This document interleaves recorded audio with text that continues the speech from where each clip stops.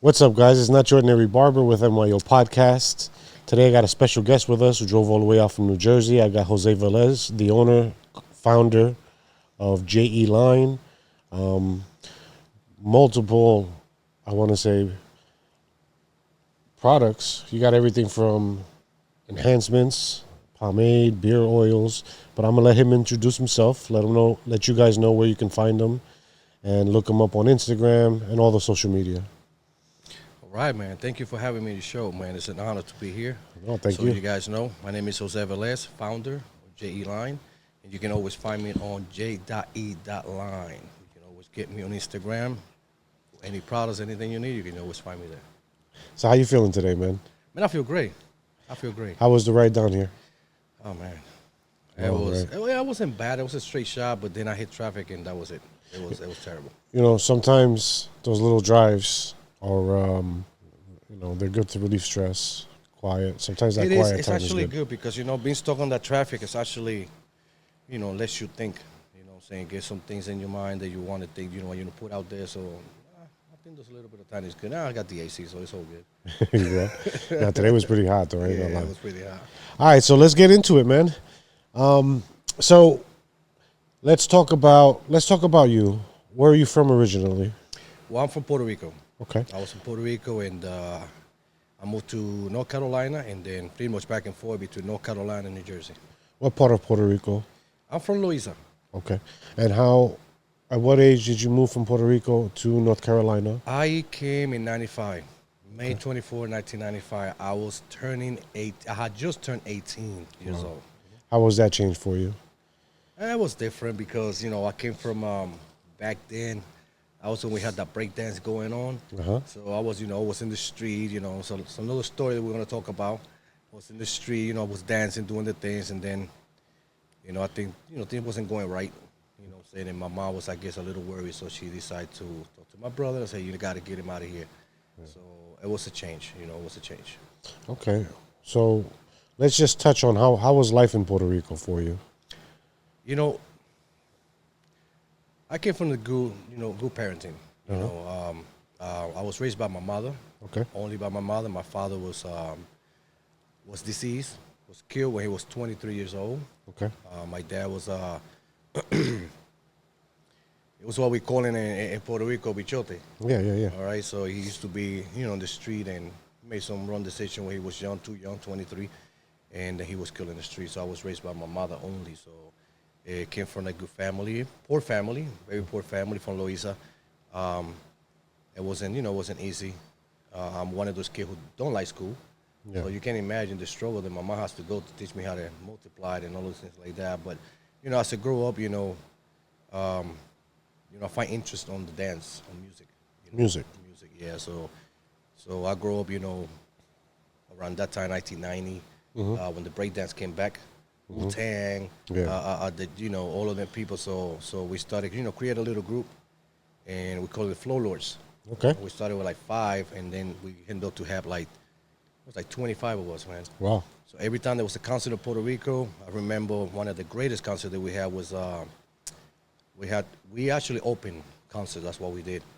We got Crate Mac, passed away Crate Mac. Okay. So we opened for Crate Mac. We opened for That's dope, man. Yeah, man, we did. We did a lot of shows, man. We opened for Crate Mac. We opened for the Bush Baby JC when he started. Wow. JC started. It was him and 5 more other people, man. Wow. Yeah. So we opened for JC, Matt Lion, and for the Spanish, the reggaeton. Back then it was the underground. We used to dance for Michael Emanuel. We were actually the official dancer for Michael Emanuel. Oh, wow. And I mean, we grew up in that type of industry, back in the days, from Playero 38 and things like that. So we was out there. I had my dreadlocks and everything, my big old pants, like huge pants, man, and everything. It was crazy, man, but it was fun. Funny thing you mentioned that, man. Those are coming back in style now. I know, right? The big pants? The big pants. Oh, no, I can't do that. No, I can't do it either. But I can't do that no more, man.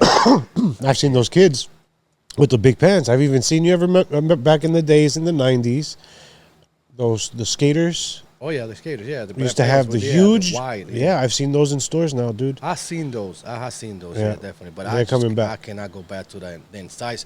I'm a waist 1920 with the inside 40. That's just crazy, man. Yeah. My shirt was like bigger than me, 3 times bigger than me, man. Yeah, those styles. It was a little different back It then. was good. It was fun though. All right, so let's talk about you moving to North Carolina, right? You moved to North Carolina. You were about 18 years old. How was that transition for you? That was different because I didn't speak any English, Okay. you know, and you know, I came straight to work. Okay. So my brother, you know, brought me in. My brother's I looked at my brother like he's my father. You know, I had that respect for my older brother. So he brought me in. I started working. He put me in school, Myrtle Beach High School. I was there for 3 months. I had to get out of there because I didn't speak English and nobody understood anything I say. So I had to quit that, and then I just got me 2 jobs, and pretty much from that point I just started working from That was South Carolina, and then from South Carolina I met this preacher, and so I moved to North Carolina to go to church, and he gave me a job working construction.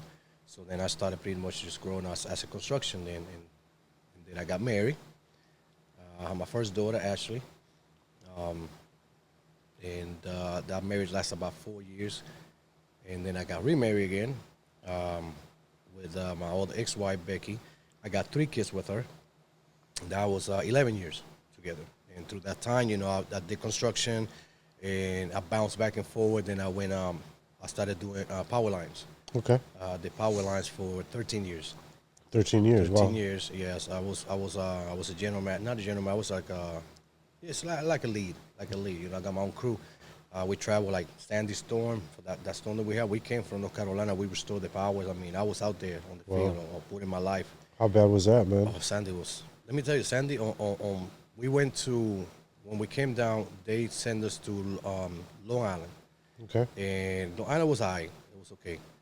But then from that point, when we was done, they sent us to Rockaway, Queens. And let me tell you, I remember that was just insane. It was 6 trucks, and we always stay like back to back, like bumper to bumper, because so much traffic, bumper to bumper. So what we do is you being on the radio, just joking, you know, say laughing and joking. Remember, I'm coming from North Carolina. That's nothing but country, you know what I'm saying? Yeah. Over yonder, you know, hey, why are we yonder? What you doing? You know, I was chewing tobacco too, man. And we was just joking, man, on the radio. And the moment that we got into Rockaway, Queens, everything got quiet. I mean, the radios got quiet. Everything got quiet. You just look. And I'm just looking, bro. And I'm going to tell you, I've never seen anything like that.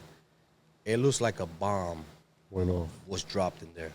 The pier, and if you remember Rockaway, Queen, they used to have the pier, they had the carousels, they had something going on.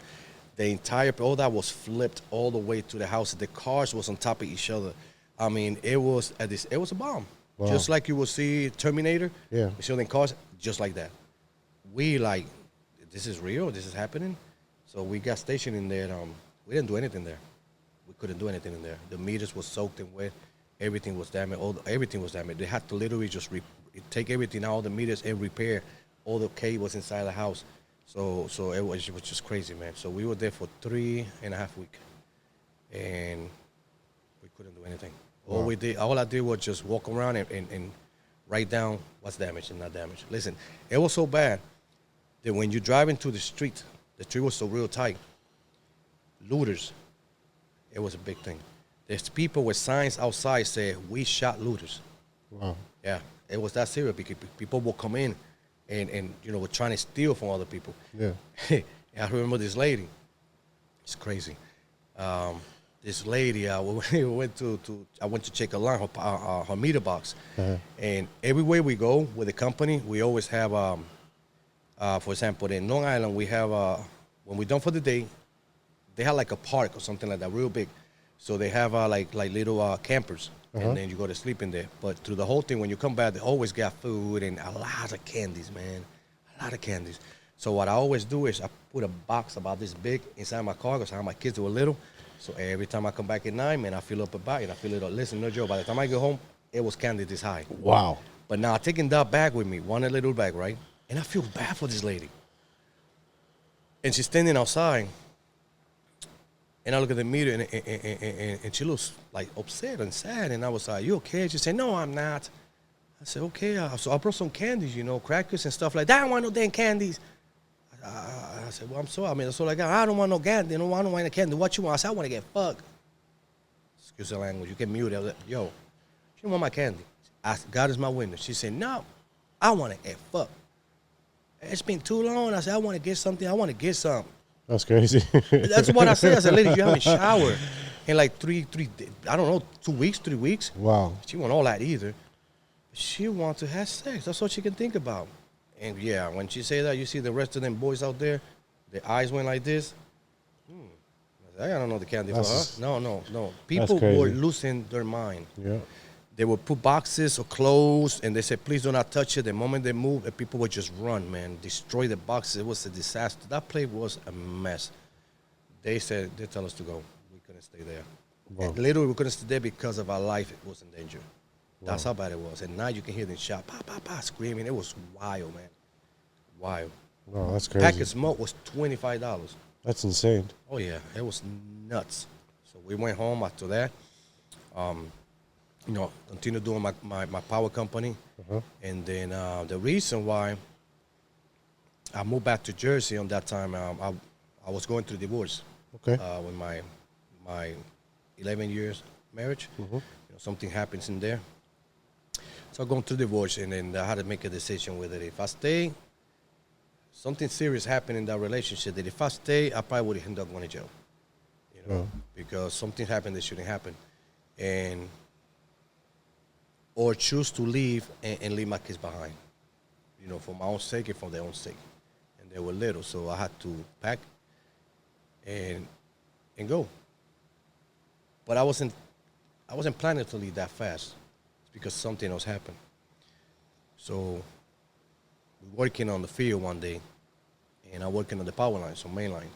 And I'm about maybe 150 feet away. Let's assume 2 poles distant. I'm on this side, and we have another crew on this side. This crew over here, this guy just started working with us maybe 6 months ago. He just had a new baby boy, young kid. I'm on this side. Thing about the power line is you can take no shortcut. Yeah, of course. It's only one way you can do it. One way only. That's it. We were packing, man, 5:30. We were packing, ready to go. I'm sitting in the truck doing my paperwork. And I told the other crew, I said, through the radio, I said, guys, it's time to pack. We got to go. Oh, yeah, we're going to get this one more line. Okay, but the other line, what they did was, you have these rubber hoses that you put on the main line. Now, keep in mind, those are 7,500 volts. The line on the very top is usually one line. Okay, that line on the very top is your main line. Underneath, you have 2 cables. Underneath, that's your ground. You had your pole, and you had your transformer. What they're doing is setting up the transformer. So you have a stinger, what they call a stinger, it's a copper line, that it goes from the transformer, and it gets connected to the main line. That's what gets that transformer power. And then from that goes down to that pipe, and then it goes into the transformer on the ground to start feeding buildings and all of that. You got to have a hose on the top. You got to have a hose in the bottom. You got to have your glove. You got to be grounded to the pole. And you got to be grounded in your truck. It's time to go. They decided they want to take all the ropes out. They started taking these out. Well, the foreman goes like, you know what? Just go ahead and just pull that stinger real quick. Now keep in mind, there's no rubber no more up there. He's sitting on the floor. He's squatting on the floor. And if you notice the poles, it has a line that comes all the way to the ground to hold that pole. Yes. All right? He's sitting on the ground, squatting, and he's holding that line. And remember, there's no more rubber on top. Oh. When the gentleman on the top on the bucket grabs this line and he swings it this way, the line moves because it's a copper, and it's like this, and it moved. He pulled it so fast that the line did this, and it touched that line. Then when he hold it, and it's already connected. Wow. So he connected, he coming down, somehow he touched it or hit it, and that line moved, and it touched that single aluminum line that's coming down. And he's holding it with his own hands. And all I can tell you is, if you ever see chicharrón, how a pig gets cooked, exactly what happened to this man. From his eyes, from his ears, you see the smoke, you see the skin turning. He was literally cooked. You probably can go in and put, and you probably nice a nice piece of chicharrón from there. And he stood there. And when I heard, watch out, all I heard was this zoom, zoom, zoom, zoom, and the lights went out. And when I turn around and I look, I can see him from far just laying in there. And I can do nothing about it. I turned around again. I got back in the car. Policy like we're supposed to make that call. I made the call. I stayed in the car and then turned around. As soon as everybody showed up, I left. So because of that, they shut down the company for like a month until they figured out what happened. And that was it. I said, you know what? I got the proposition, a job to come to New Jersey to work. I said, I'm going to go. I need to get out of here anyways. So that's how I pretty much ended up moving this way faster than what I thought. And I would say I said, never go back to the power lines. And I never did. So you're in Jersey. What did you start doing when you moved to Jersey? When I came here, As far as work, I'm sorry. yeah, as far as work, what I have is the gentleman, it was a friend of mine. His dad had a fireplace company. Okay. Installing fireplace. So he told me, his dad needs some workers or whatever. So what we do in the daytime, we go install the fireplace. And then after 6 o'clock, we do service. Service is pretty much from 7 to midnight. Somebody calls you, the fireplace is not working, it's winter. We'll come up to the house, we'll check it out, and we fix it right there on the spot. Okay. It's a lot of money on service. Really? So I was doing fireplace, which I'm making $100 a week. And then at night, I'm bringing about $400 or $500 a night. Wow. On just the service, man. Service crazy, man. For what people don't know, man, you need to be careful, man. We will charge you for a little, I don't know how you call it, a little thing that at night. Oh, okay. This flint or whatever That that is. little thing? Yeah. Okay, that little thing went out. And I charge you $185, but if you pay me cash, it will be $150. And tomorrow, I will go to Home Depot and I buy it for $13 over there. That's crazy. It's business, man. No, but hey, You you know was what I'm doing what saying? you was doing. People got money. These Wow. are rich people, man. So that's how we made that money. It was good money, man, but something happened, like always. Something happened.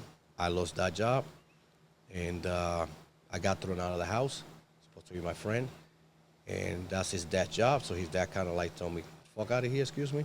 So I was actually sleeping in my car with my daughter in the Wow. States that I don't know people for about a good month, and then was invited to a party. I met some good friend. I met this one Mexican guy, and I met this chick in there. She was a little interesting. What I'm saying? She was good people. So we clicked, and then that's what the same night that we met. It's the same night that I got thrown out. Oh, wow. Same night that we met. So of course she's not going to just take me to her house. You know what I'm saying? So we pretty much stayed in the car for about a good month. But I never told her really that we wouldn't have a place. We just got kicked out, but we never told her how to have a place. But then my daughter went and told her, say, I said, Dad is he's losing it. We don't have a place you don't have a place. Why didn't he tell me? I said, because he's got pride. I'm going to tell you. So she called me. She said, you need to get your stuff and come to my house. So she opened the doors for me. I stayed there. I dated her for a minute, and then I got the proposition for the working for Samsung, and it was a pilot. Mm-hmm. It's a pilot program, and they said, they asked me, "You speak English, right?" I said, "Yes, I do." I said, "Great." I said, "We're going to start you $13 an hour for the job, but we're going to send you to Texas for training." And I said, "That's great." When we came back for the meeting, for everything, they said, "Oh, we're going to put you $15." That's great. Went to Texas, I got the training. The store was open right here in, oh my God, what's the name? It's a mall. There's a mall here in New Jersey. The outlet. Paramus. Paramus. Okay. Mall, right there. There's a Samsung store right there. So we came in there, started working in there. I was with that Samsung for about 2 years, and as a technician, And there's a lot of Koreans in there, so they don't speak a lot of English. So every time they have a meeting, they call me so I can talk. Talk for them. Mm-hmm. So I do all the talking. Now keep in mind that these meetings are worldwide, everywhere. So everybody in Samsung, these big people, they own those meetings. So they constantly hear Jose. So now I became that guy. Yo, tell Jose to come in so you can get in the meeting, so you can translate, blah, blah, blah. All right, cool. They pay me $15 an hour. They still had not given me a raise. It's been 2 years. Okay, cool.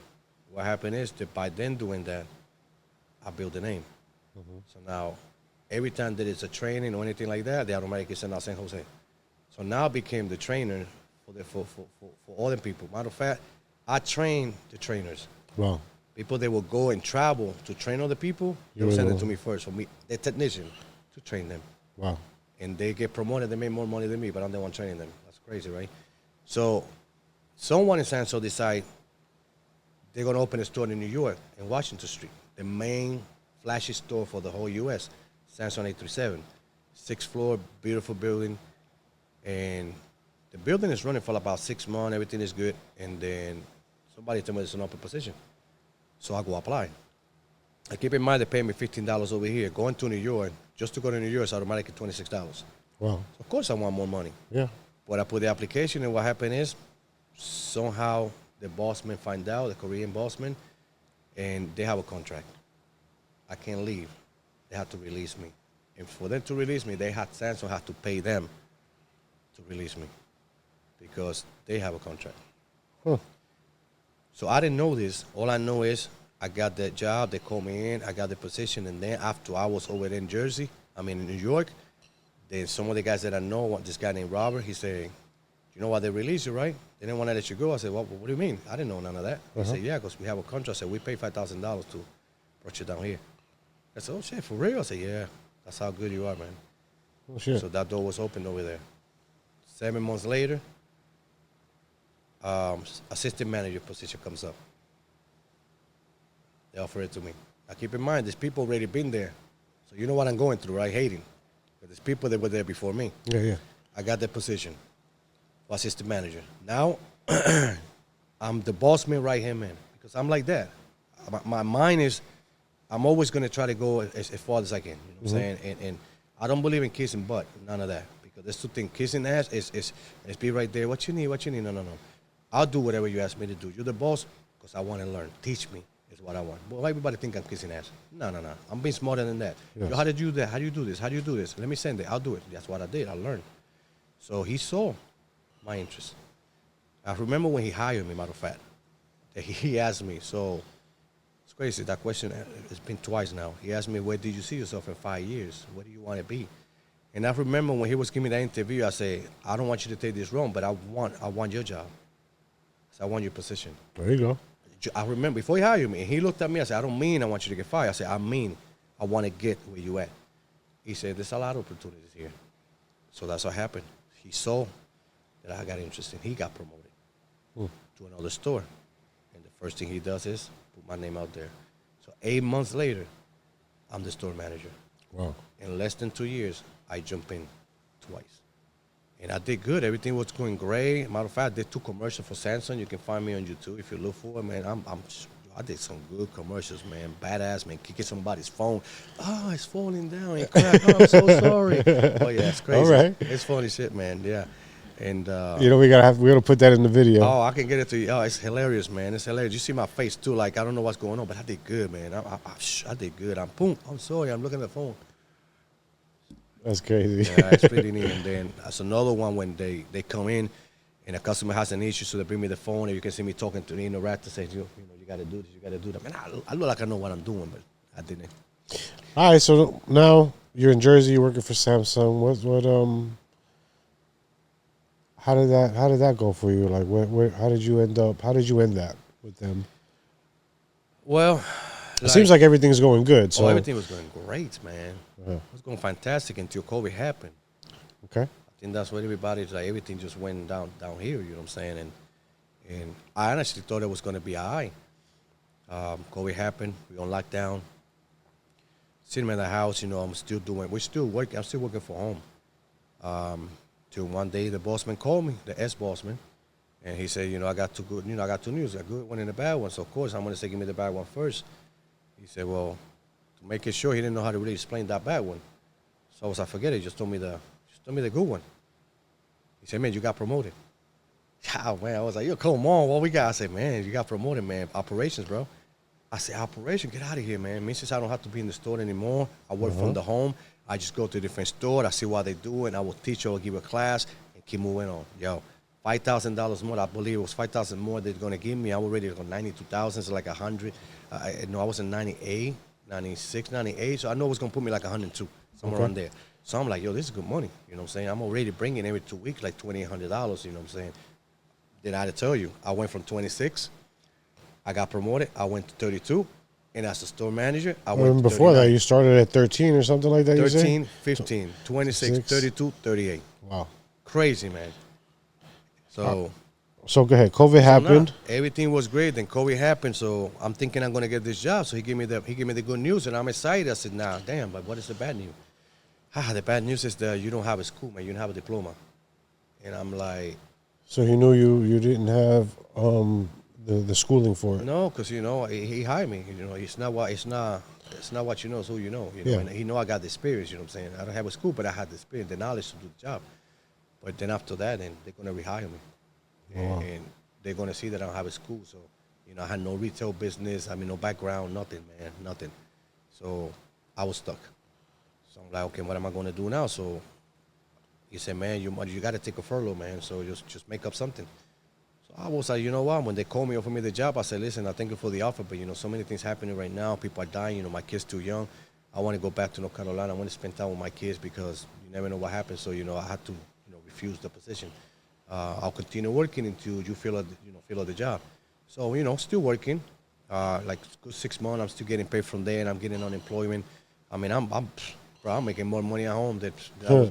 Serious, no joke, man. A lot of people were back then. Crazy, bro. I was making like Yeah. $1,400, $1,500 a week, man. It was just stupid. Yeah. But my wife isn't there. My wife today. So before this happened, I remember my wife was at the house that day, and she heard what happened. Of course, I'm gonna start crying. When they pretty much let me go, and at the time, my wife just pretty much started dating. Pretty much, we were only dating. I think at that time maybe 3-4 months, something like that, maybe 3 months.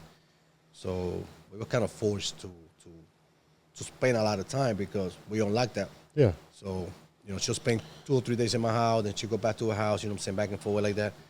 And I remember that she asked me, she said, well, where do you see yourself in 5 years? You know what I'm saying? And I looked at her, with this fresh face, and I said, I'll tell you what, I said, if you give me 7, I can make something different. And she said, why 7? I said, because that's the time that I need. I don't know why, but I need 7 years. So out of the clear blue, she just asked you, where do you see yourself in 5 years? I'm sorry, say that again? Out of the clear blue, she was just... I didn't know where, dude. Really? We were literally just sitting down. I'm crying. I'm talking, and I'm just trying to think. I'm like, baby, I don't know what I'm gonna do. I don't know what to do. I can go back and do this and do this and do this and do that, and I don't know. So at this point, you're in the process of trying to find yourself now. Now, what's the next step? Figured it out. What am I going to do now? Because I really can't really get a job anyways because I'm still getting paid. Uh-huh. You know what I'm saying? So I'm like, something's got to happen. So she asked the question, where do you see yourself in 5 years? She just came back. She said, you know what? She just came back nice. She said, don't worry about it. It's not going to be fine. You know what I'm saying? I mean, I still got my job. I said, you're going to find a job. Just take it easy, figure it out, see what you want to do, and something what comes up. I say, I mean, what do you see yourself in the next 5 years? What's your goal? What do you see yourself? That's how the conversation came in. And I said, honestly, I don't know about 5, but if you give me 7 years, and if you believe in me, if you stay by my side, I said, I'll bring you your first $1 million in 7 years. And she gave me the big old smile, you know what I'm saying? Because she's probably thinking, oh, shit, she's going to get her boob done, you know what I'm saying? She's going to get her booty done. Of course, 7 years is a long time, but hey, she's going to get it. And she literally said, okay, what do you have in mind? So that's when I told her, I said, I want to go back to school. I want to be a barber. I don't want to do this anymore. I want to open my own shop. I say, I want to be a celebrity barber. I want to be those barbers that people know. Where did that idea of becoming a barber come from? Being nosy. You know what I'm saying? Being nosy, just looking at videos and looking at things, at the time. I wasn't even thinking about being a barber, but what's good at YouTube, something pops up at barbershop. You see Chris Vassar, you see a 360 Jeezy doing his funny jokes, you know what I'm saying? Talking about other people. So, of course, I'll be watching things like that. So, I'm assuming they are famous barber, like up there, like Daddy Yankee style, you know what I'm saying? So, I want to be like that, too. So, I figured that there's something else out there, you know what I'm saying? So, I want to be able to do something big, you know what I mean? That was the plan. Wow, actually, that was the idea. So, all right. So now you decided you want to become a barber. What did you? How'd you get started into barbering? Well, I didn't have, like I said, I wanted to be a barber. I always wanted to be a barber. When I was a lot younger, when I was in my 1920s, back in Big Palm, Puerto Rico, you know what I'm saying?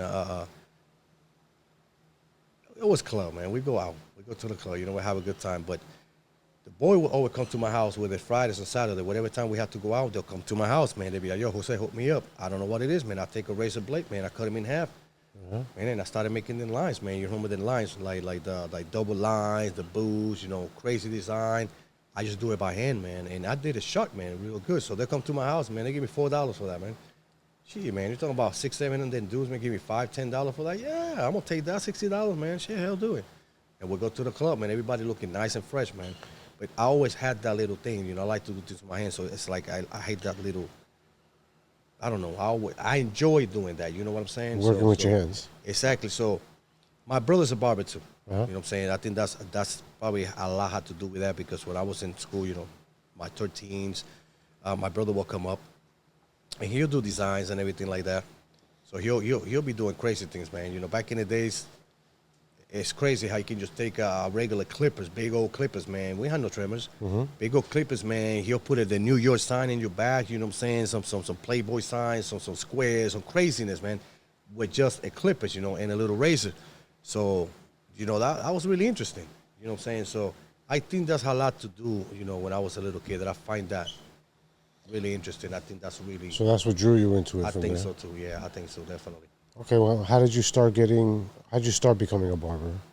What made you say, you know what, this is it, I'm going full throttle, I'm done with everything else? Well, you know, after the COVID situation, you know, I told the boys, you know, I want to be a barber, whatever. So we moved back to North Carolina. Keep in mind, I didn't know how to cut. I can do a lot of things in your beard, but I can definitely not cut your hair. So we moved back to North Carolina, went back to school. You know, actually, not back to school, but I decided to go back, you know, to go to school and get my GED. Okay. I said that was the main problem, you know. I lost my job because I didn't have a GED. Yeah. So I went, you know, started working on getting my GED. I went to college first, and then I went and got me some clippers, man. I said I'm gonna do it. So I grabbed me some clippers. Called my kids, called my son. Told my son, bro, you gotta help me here, man. I think my son was like 15 years old, something like that, and he said, man, sure, no, I don't care. So he come up to the house, man, and I started acting like I thought I was doing something. So I'm just watch the video and, you know, get the idea, and then just started making it look really bad. But he's such a good kid, man, that I thought it was dumb, and I said, what do you think? And he's like, yeah, I like that. It looks good. I said, that's what's up. Nah, man. Then I started inviting friends, and some of my friends would come over too, man. I remember one of my old friends, man, is a little older than me, and I have mad respect for him, you know, saying he come out and say, cut my hair. Ugh. Yeah, you know what? I know what I'm doing, man. Sit down. And boy, he sit down there, I got the clippers, man. My hand is doing this, man. I'm glad he ain't watching it. He's turning around because I'm ready to put in clippers and everything is doing this, man. And I'm like, Take a breath. and I said, oh my God. And my wife's over there recording, man, and cracking. And my daughter, she was laughing too. So, you know, little by little until I got used to the clippers and everything started moving the right way. And like I said, I didn't know. It took at least maybe 2 months to probably kind of understand what was going on because, believe it or not, I mean, it looks simple, but it's not. No. It really not. It's a lot up here, you know, eyes, and it's crazy. So how'd you learn how to cut hair? I know you said you just grabbed the clippers and you just started, but there must have been somebody or something that guided you to nobody. learn. Literally nobody. I'll tell you how that happens. Going to the bathroom, man. Bathroom is my office, man. I'm going to go to the bathroom, number one or number two. I said, baby, what you doing? I said, number two. I said, man, you're going to be there for like an hour and a half. I said, you already know. I sit on that toilet, man, and I popped in videos watching some of them guys over there. School of YouTube. And just school myself, man. It's so intense, man. I'm sitting there. I didn't even know the time, man. I'm just sitting there watching, bro. By the time I'm about to get up, man, my legs are numb. Everything is numb. Crazy, man. And I didn't realize I'm there for an hour and a half, man, just watching videos, man. But I'm taking notes, you know what I'm saying? I'm taking a lot of notes. And little by little, man, and into, you know, I start catching on and learning some things. And like I say, like I mentioned it before, the one barbers that really got me to understand what's happening, it was Fede Culture. That's what's up. Fede Culture it was amazing the way they cut in the hair. But not only they just teaching you what's going on, but if you go to the page or more, they literally write the entire step in there, man. The whole thing. Wow. In the description or on the screen, you mean? They're on the description. Oh, because I know on the screen they have something on there as they do it. They have the clipper size, the numbers. Yeah, the numbers and stuff. But on the description, like when you click more description, it was wrote it down exactly how it is. That's crazy. First thing you're gonna use your number one, you're gonna up and you're gonna do this, and now you're gonna do by half a finger. I mean, exactly, man. Wow. So that really helps me a lot, man. So okay, all right, cool. Okay, I got this now. So down, you know, I started learning a little bit more, you know, how to do the hair. But the struggle came in when I decided I want to go full time, you know what I'm saying, go out there, but I didn't know how. So I had a gentleman at the gym. I remember this guy at the gym. You're talking about working in a shop or go full time? Working not in the shop, but working at my house. Make it a job out of it. You know what I'm saying? So I got me some few things. I got me the chair. I got me some couple of things like that. So I remember I was at the gym, and I said this brother at the gym, man, and he had a short hair, and I said, hey man, can I get you a cut, man? He said, you know how to cut? I said, of course. Please, come on, it's me, man. Do you know what that, man? I come from Jersey, man. What's up? Man, I got that enhancement going on, you know, that dye, the pencil and stuff. Oh, that's what's up. I saw him some pictures, yeah. Okay, that was all right. He came in and sit down. He trusts me. And, wow, man, let me tell you, I put out that phone with my headphones because he wanted a taper. I put out that phone, man, and that's pretty much, I start following those videos just by watching the video. At the same time, I'm cutting with the earpiece, and they got no idea. So hold on. You're watching the tutorial while you're giving him a haircut on how to give him a haircut. No, the guy was already giving an entire haircut. You know what I'm saying? I mean, he's teaching you on YouTube. No, I know, but you're watching it while you're giving him the haircut. Oh, yeah. He didn't know. No, he ain't got no idea, man. I mean, I'm serious. Like, I don't even know where my phone is, but anyways, somewhere in here. Anyways. So he's just sitting there. My phone. Wow, just holding my phone right here with my clippers in my hand and my earpiece over here. And I'm just having a conversation. So what's good, man? What you did? Did you work today? It was hot outside, right? Yeah, Jose, it was hot outside. Yeah, I know. I was sweating. That's crazy. And that's how I did. And I cut the entire hair, man. I made the hair look good, man. Wow. Put some enhancement, put a pencil line, and let me tell you, this man went home. The first thing that he does, he sits in the car, and he said, look, man, I'm feeling myself. Look at that right there. And he starts showing that cut, bro. My Facebook just went viral, man. Went nuts. I'm talking about crazy. Ding, dong, ding, dong. Yo, you're fire with a clipper. Yo, crazy with a clipper. Yo, look what you did. Well, how can I get in? Yo, it went nuts. Calling me on Sundays. Yo, I'll give you $100. And now you're asking me, that's about maybe six, 7 months down the road when I decided to start doing this. Wow. So out of nowhere, I just went viral, man. Just went viral out of one haircut. So how'd you feel cutting in the house? You know, cutting in the house, I didn't really care, but my wife didn't like it. Okay. I mean, it was a one-bedroom apartment, and I'm cutting literally right, let's say right here when you're coming through the door, and then right there is the kitchen and the living room. So, of course, she doesn't like the fact that I'm standing next to the kitchen because she's got to be cooking and doing things like that, you know what I'm saying? She had no privacy, but that's all I had. You know what I'm saying? That's all I had, so I started cutting right in the house, and you know, it was fine. You know, I had plenty of room, but it was fine, but she didn't like it. So you were doing this while you were going to school as well? I'm still going to school just to get my GED while I'm cutting here. So those are the two things that I did at the same time. So I'm going to school, and then when I get off of school, you know, coming to the house. The great thing about school, it's from 9 in the morning to 1 o'clock in the afternoon. Okay, so it wasn't the whole... So, yeah, exactly. So when I come home, you know, between that 1 o'clock, sometimes it was 12 o'clock, sometimes it was 11:30. So whatever time I come home, I just call the first, hey, man, I see you coming at 1, you know, you want to come in early. So they come in early. The next one, come in early.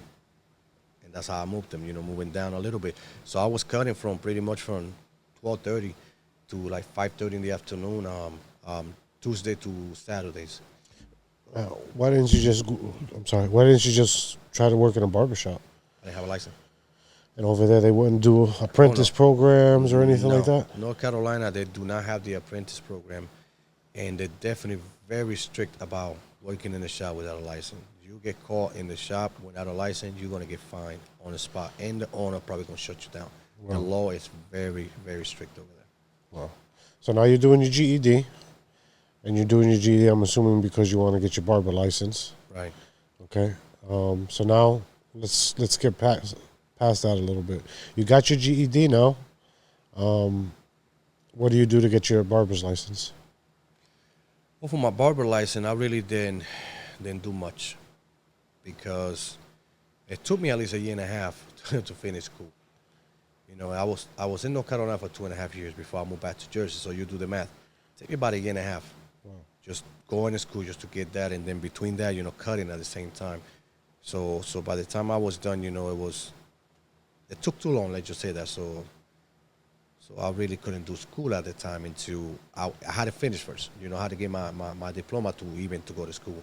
So later on, that's when I decided to go to school. There was a barber school that I decided to go in Wilmington. Okay. And how did that work out for you? Terrible. Talk about it. Terrible, man. You like it? You didn't Oh, I like hate it? it. What'd you hate about it? I hate everything about it. Everything about it. They don't teach you nothing. They don't teach absolutely anything. You walked into the class. You had the lady, the instructor, sitting in the computer looking at Rolex and clothing and all kinds of stuff. When I say that, like, the reason why I say Rolex is because I sold in some Rolex. You know, I got connections. I can get some Rolex. You know, the good quality. Uh-huh. If you need one, hit me up. The high quality. So, you know, she loved Rolex. So I noticed that. Of course, I'll tell you later. So I'll bring one. I say, hey, man, I can get you that watch. So she was buying Rolex for me. But anyways, that's what she did. Just washing clothes, washing Rolex, washing purse. You come into the class, she's like, okay, you guys had your paper. On your paper, it'll tell you what you got to do. You got to do 20 blow dry. You got to do 10 shampoo, da-da-da-da-da. Whatever you got to do, just go to your paper, pick what you want to do, and just get it done. And when it's time to go to your class, let me know so I can write you down. She never comes around and just check what you're doing or teach you what you're doing. You know, I'm over there trying to blow dry your hair. And it was just It was a a mess. local. I mean, Crazy. she looked like she would just jump by 5 dudes in bed. Wow. Wow. It was blow dry. Wow, that's crazy. It was crazy, man. So, all right. So, let's say you don't like the school. You're at the point now where you're like, okay, I just got my GED. You went through that whole process, a year and a half to get your GED just so you can go to school. Now you're in school and you hate it. What, did you continue? Did you end school? What was the next step for you? I had to stay in school. You know, I had no choice. I did about 180 some hours in school. You know, that school is for the price that you pay anyway. You know, it's like $2,300. You know what I'm saying? They just want to get you out there and that's it. They don't really care. So I had to stay in school until I can come out with a better plan. You know, because I wanted to go to a better school. You know, I want to learn. You know what I'm saying? I don't want to be there, so I had to wait. Okay. And now you have this time where from 9 o'clock until, what was it you said? 2, 3? How long was the school? What were the hours of the school? The school was 9:30 to 3:30 actually. Okay, so 3:30. Now you're going back home and you're going to be cutting in your house now. Around 4:30 because it took me about 30 minutes to get to the house and 15 minutes to take my shirt, wipe my sweat, and put my vest back on, and then get things ready so the person can show. I mean, it was a rush, man. It's like running. And now you're doing things after hours and probably from running there, things later. yeah, I started doing after hours. I had to find a way to make extra money. So now I'm working into, I think it was at 9 o'clock, regular hours. And then from 9 o'clock into like 11 o'clock at night, then I'm doing after hours. Wow. So pretty much from the time that I get off from school, that's regular hours. I meant to say regular time into like 9. And then anything after 9 o'clock, then it has to be after hours. Wow. So your wife was hating you back then. Oh, she was hating me. You're kidding me. She's a surgical nurse. She had to get up in the morning to go ahead and do some surgical things over there to change somebody's body to a woman or to a man, whatever the hell she do. And, you know, it's not she listens to me. So at what point you say, you know what, I'm going to stop cutting in the house and you're going to go to the next level? Well, it's crazy because see, I started the business when in between that story that I just told you. Between that right there, that's when the business was actually happened. It started cooking. It was between that. But what makes me want to go ahead and make the next step with the barbering? Well, it got to the point that I told my wife, I said, you know what? Out of nowhere, I told my wife, listen, I think it's time to go back to New Jersey. And trust me, when I told my wife that, she about to throw a party, man. She's from Jersey. She don't like the country, man. So she hated it. She didn't like it out there. She hated to be out there, man. She hated it, man. But she didn't want to tell me that because she wanted me to spend time with my kids. She didn't want to ruin that moment. But the moment that I told her it's time to go back to New Jersey because I want to take the business to another level, I want to go back to the right school. Let me tell you, that was quick. 2 weeks later, she already got 3 offers. She's ready to come back to Jersey. Wow. So what made you start the business? I tell you, making me start the business, once again, I was fixing phones. I want to be a barber. I want to open my shop. But I never thought about making products, man. You know, maybe a chef, maybe I can cook you some rice or something. But making product, no, not me. And it's just crazy how it happened and believe it. When I tell you when it happened, it has nothing to do with me. It was God's plan. Well, talk about it. How did it happen? It was God's plan. I had no idea that God has something going on. You know, and between that time, I was invited to church. Okay. You know, And I told my wife, listen, let's go to the church. And I was invited by a friend of mine. I got a friend a guy that actually went to school. We grew up together in Puerto Rico. So it's a good friend of mine for years, you know what I'm saying, since middle school, kindergarten. So I know him, but I didn't know he was in North Carolina. So we got in touch, and, we started talking. I said, man, I didn't know you're so close to me. So he's a Christian guy, so he invited me to church. I said, yeah, you know what, I'm going to do that. I'm going to come up. And, I always grew up in church. I believe in God 100%. So we go to the church. We come in, we go to the service. Everything is great. And right there by the end, there's a lady. She's prophesying to other people, So I was, all right, baby, it's about time to go. They're about to shut down, whatever. Just go home. At the end of Mass. Exactly. So I'm like, let's just go. You know what I'm saying? I don't want to bother nobody. Just go. Well, the moment that we stop stepping down, going to the door, this lady just with the mic, man. I thought it was Jesus calling me, son. And I was like, oh crap, what happened over here? I turned around. She said, you ain't going nowhere. You're not going nowhere. Come back over here. And you knew she was talking to you? Oh, I knew on the minute, bro. I knew. I felt it, man. Like she just slapped me in the back. Like, get over here, man. Like Mortal Kombat. I was like, oh, man. I turned around and I look and I say, just, man. And I just walking up to my wife. Come on, God's talking, man. I walk. I stood in there and she made me wait. She made me wait. Good 5 minutes. And then she walked to me and she just looked at me and my wife. And she said, out of nowhere, she just looked and she said, I just want to tell you what God said to tell you, man. And I don't know why he told me to tell you that, but I just want to say that God told me that y'all going to make a business with no money. Okay. Of course, my mind thinking, I was like, oh, yeah, man, I ain't got to work. You know what I'm saying? I ain't got to have the job. I'm going to chill. No, that's not what God said. We're little, technically. But now this lady's talking. I mean, it's a lot of things that she tells us, I just want to get to the main point. One of the main things she said, she looked at me, and she looked at my wife, and she looked at me again, and she said, God told me to tell you that thing that you want to do, the idea, that thing that you want to do, he said, go ahead and do it, because he's going to have your back. I said, whatever it is that you always liked since you was young, something that you always wanted to do, he said, go ahead, do it, because he's going to have your back. He's going to teach you. Don't worry about it. He's going to bring the right people. I said, indefinitely, you know what he said? He said, you're going to graduate. You're going to get your diploma. You're going to get your papers. You're going to graduate. Wow. So the moment that she said you're going to graduate, of course, you're going to finish school. No, she didn't say school. She said you're going to finish. You're going to finish and you're going to graduate. That's what the word she used. Okay. Of course, I'm thinking, this lady doesn't know me. I'm going to school. So she's confirmed that I'm going to finish this school.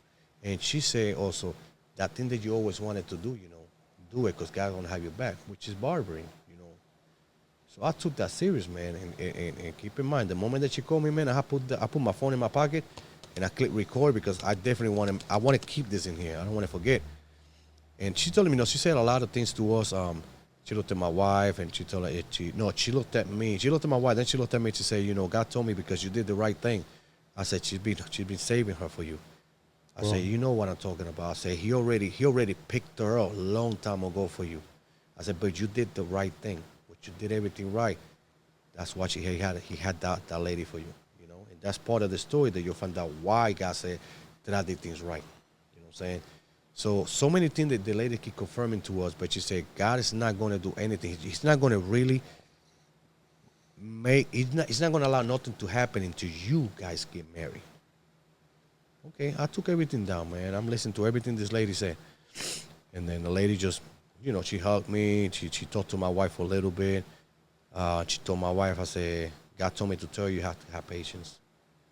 You have to have patience because he put you there. You are his backbone. I said, you have to support him. You have to help him. You have to be there for him. So don't forget that. And then he just looked at me and she said, you need to marry her. That's it. You need to marry her.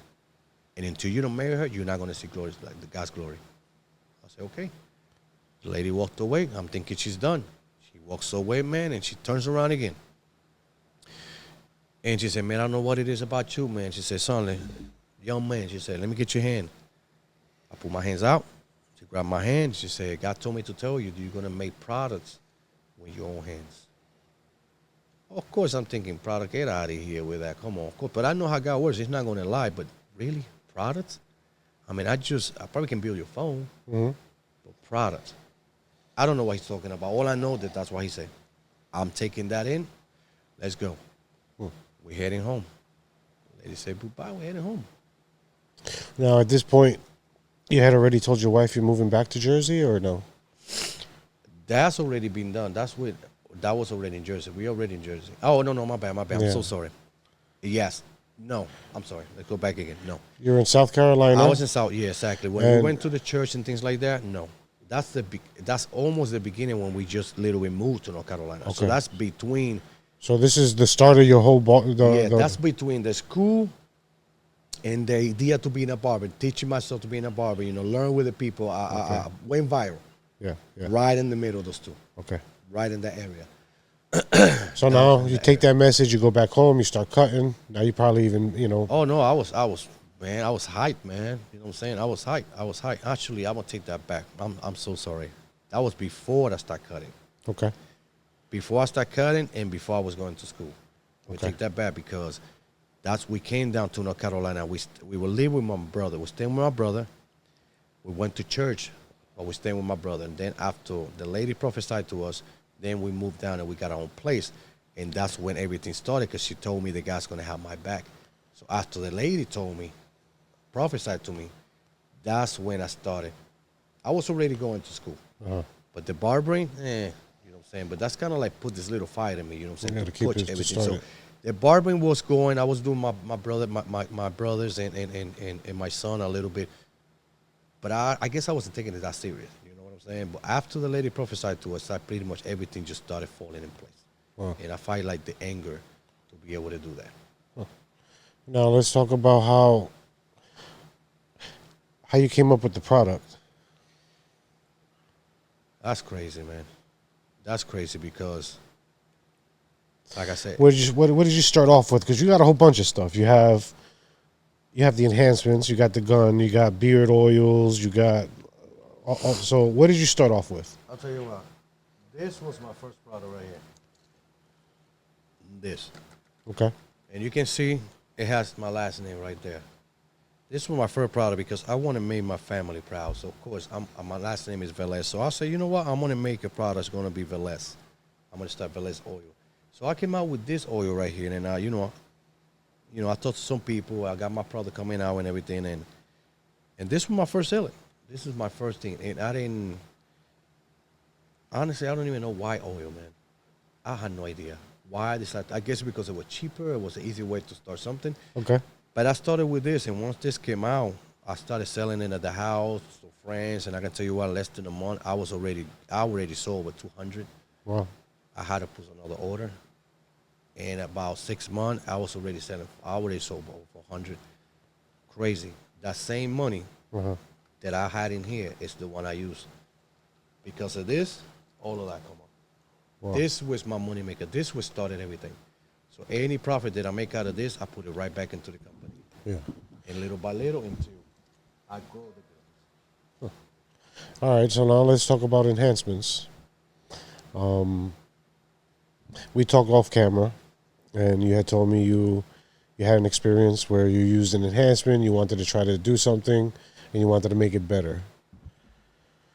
Well, let me take you back to a little bit on the area when I still don't know much about barbering.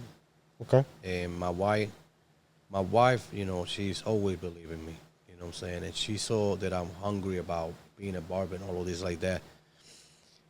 Till one day she said, hey, I got your ticket to a barber expo in North Carolina. I'm like, what is a barber expo?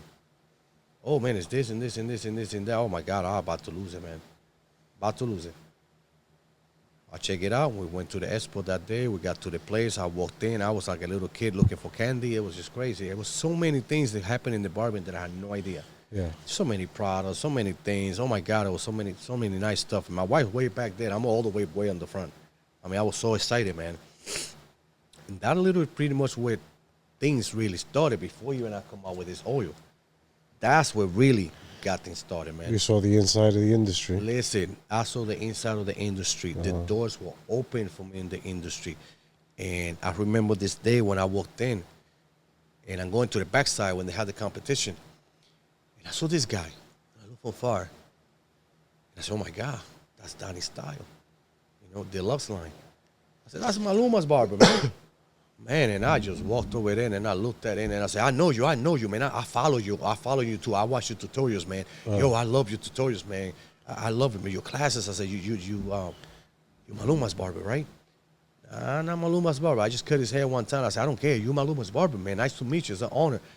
That day we clicked really good. You know, he came in. He brought one of his nephew, I think it was, or a friend. He was competing on wild style. So one of his nephews was I think it was his competing? nephew, one of his friends. I know he's from Colombia. And he was competing on the wild style. Matter of fact, he was actually competing against Cotto. Oh. Cotto from ambassador for Coco Clippers. I remember I met Coco there the first day. That was the first time I met. I met El Cotto. Yeah. I met him that day. He was competing against this guy too. So I met Cotto and I met this other guy and I met Donnie and I met this other guy. It's crazy. So man. right off the rip, you was already just jumping into Yeah, everything. Exactly. Okay. So during the time, Danny asked me, can you help him out? You know, bringing some things that he need because he's competing because I can't. I said, that's fine. So I started helping him out. So we clicked. You know, we got really good. We clicked together. And Danny, you know, we exchanged number and we, you know, we built a good friendship. Pay no mind. About to leave. And then I said, this other gentleman that I noticed somebody was giving a class about enhancement. So I saw this guy and I said, hey, man, I saw your class. I said, tell me a little bit about your enhancement. So his name is Diamond Edge. And he makes his own product. Yeah. The first barber competition in South Carolina, was it? That was in Reading, North Carolina. That basically opened your eyes to the industry and what goes on. Definitely. That's what really I really understand what was happening in the industry because I thought I knew something, you know, but I really didn't know anything, to be honest. And man, that was a crazy show, man. Especially when I walked in and I'm watching these people, man, just cutting hair, man. I thought I was the shit, man. Nah, man, hell no. These people, yo, they just the way they cut. And I seen this kid, man, they like younger than me in a student competition or something like that. Yo, flawless, man, blended, and I was like, what? Wow. And I thought I was the shit. I remember telling my wife, yeah. I think I'm gonna compete. I think I got this. No way. This guys was amazing, man. Wild style, I never seen anything about wild style. I didn't even know they do that. What's that, like a freestyle, right? Like freestyle. They call it wild style out there. Man, I saw Cotto out there doing his thing, man, putting color with sprays and all that. Bro, I was capping, man. He was out there putting bottles and spraying, and I'm over here with the camera recording. What is this color? What is this? What is that? What is that? Oh, yeah, I was taking notes, man, on everything. Yeah. But, you know, that taught me a lot. They taught me there's a whole lot in the industry that I got to learn because I thought I knew it all, man. So I went home, man, and I had nothing but notes, man. And let me tell you, that's when my game just went up. So it motivated you to become a better barber. A better barber, you know, how they do, you know, things different, you know, in the barbering, because I really didn't know. I mean, Now, I really didn't know. Based on that conversation you had at church, did that kind of like, did you put two and two together and say, you know what, this is something, now I think I know what they were talking about? Well, you know what? Yeah. Because right after the lady talked to me, the moment that she talked to me, I knew exactly what she was talking about. I mean, everything she was saying, I knew what she was talking about. You know what I mean? When I told my wife I want to be a barber, you know, when I'm going back to school, when she asked me about the 7 years, you know, all of these things, it made sense. You know what I'm saying? And so when she told me that, you know, I really, really put the one and two together. You know what I'm saying? And I realized one thing, that is, it doesn't matter what I really want to do. God has a plan. So now he has something going on. So now what I did is start listening. That's it. Whatever old idea that I have, I pay no mind. And now I learn how to listen. You know what I'm saying? Listen to God, you know. And if I want to do something, you know, give me direction. What does you want to do? Because if I tell you that into right now, into today right now, everything that lady told me was a lot of things they told me. And everything that just has happened to me, she already told me. Wow. She already told me. So now let's go back. You said you told your wife you want to move back to Jersey. She was happy. She didn't really like it out there. She was happy, man. She already had a job, 2 or 3 jobs already calling. A surgical nurse, she called. So I said, baby, this is what we're going to do. I said, you got to go first. You know what I'm saying?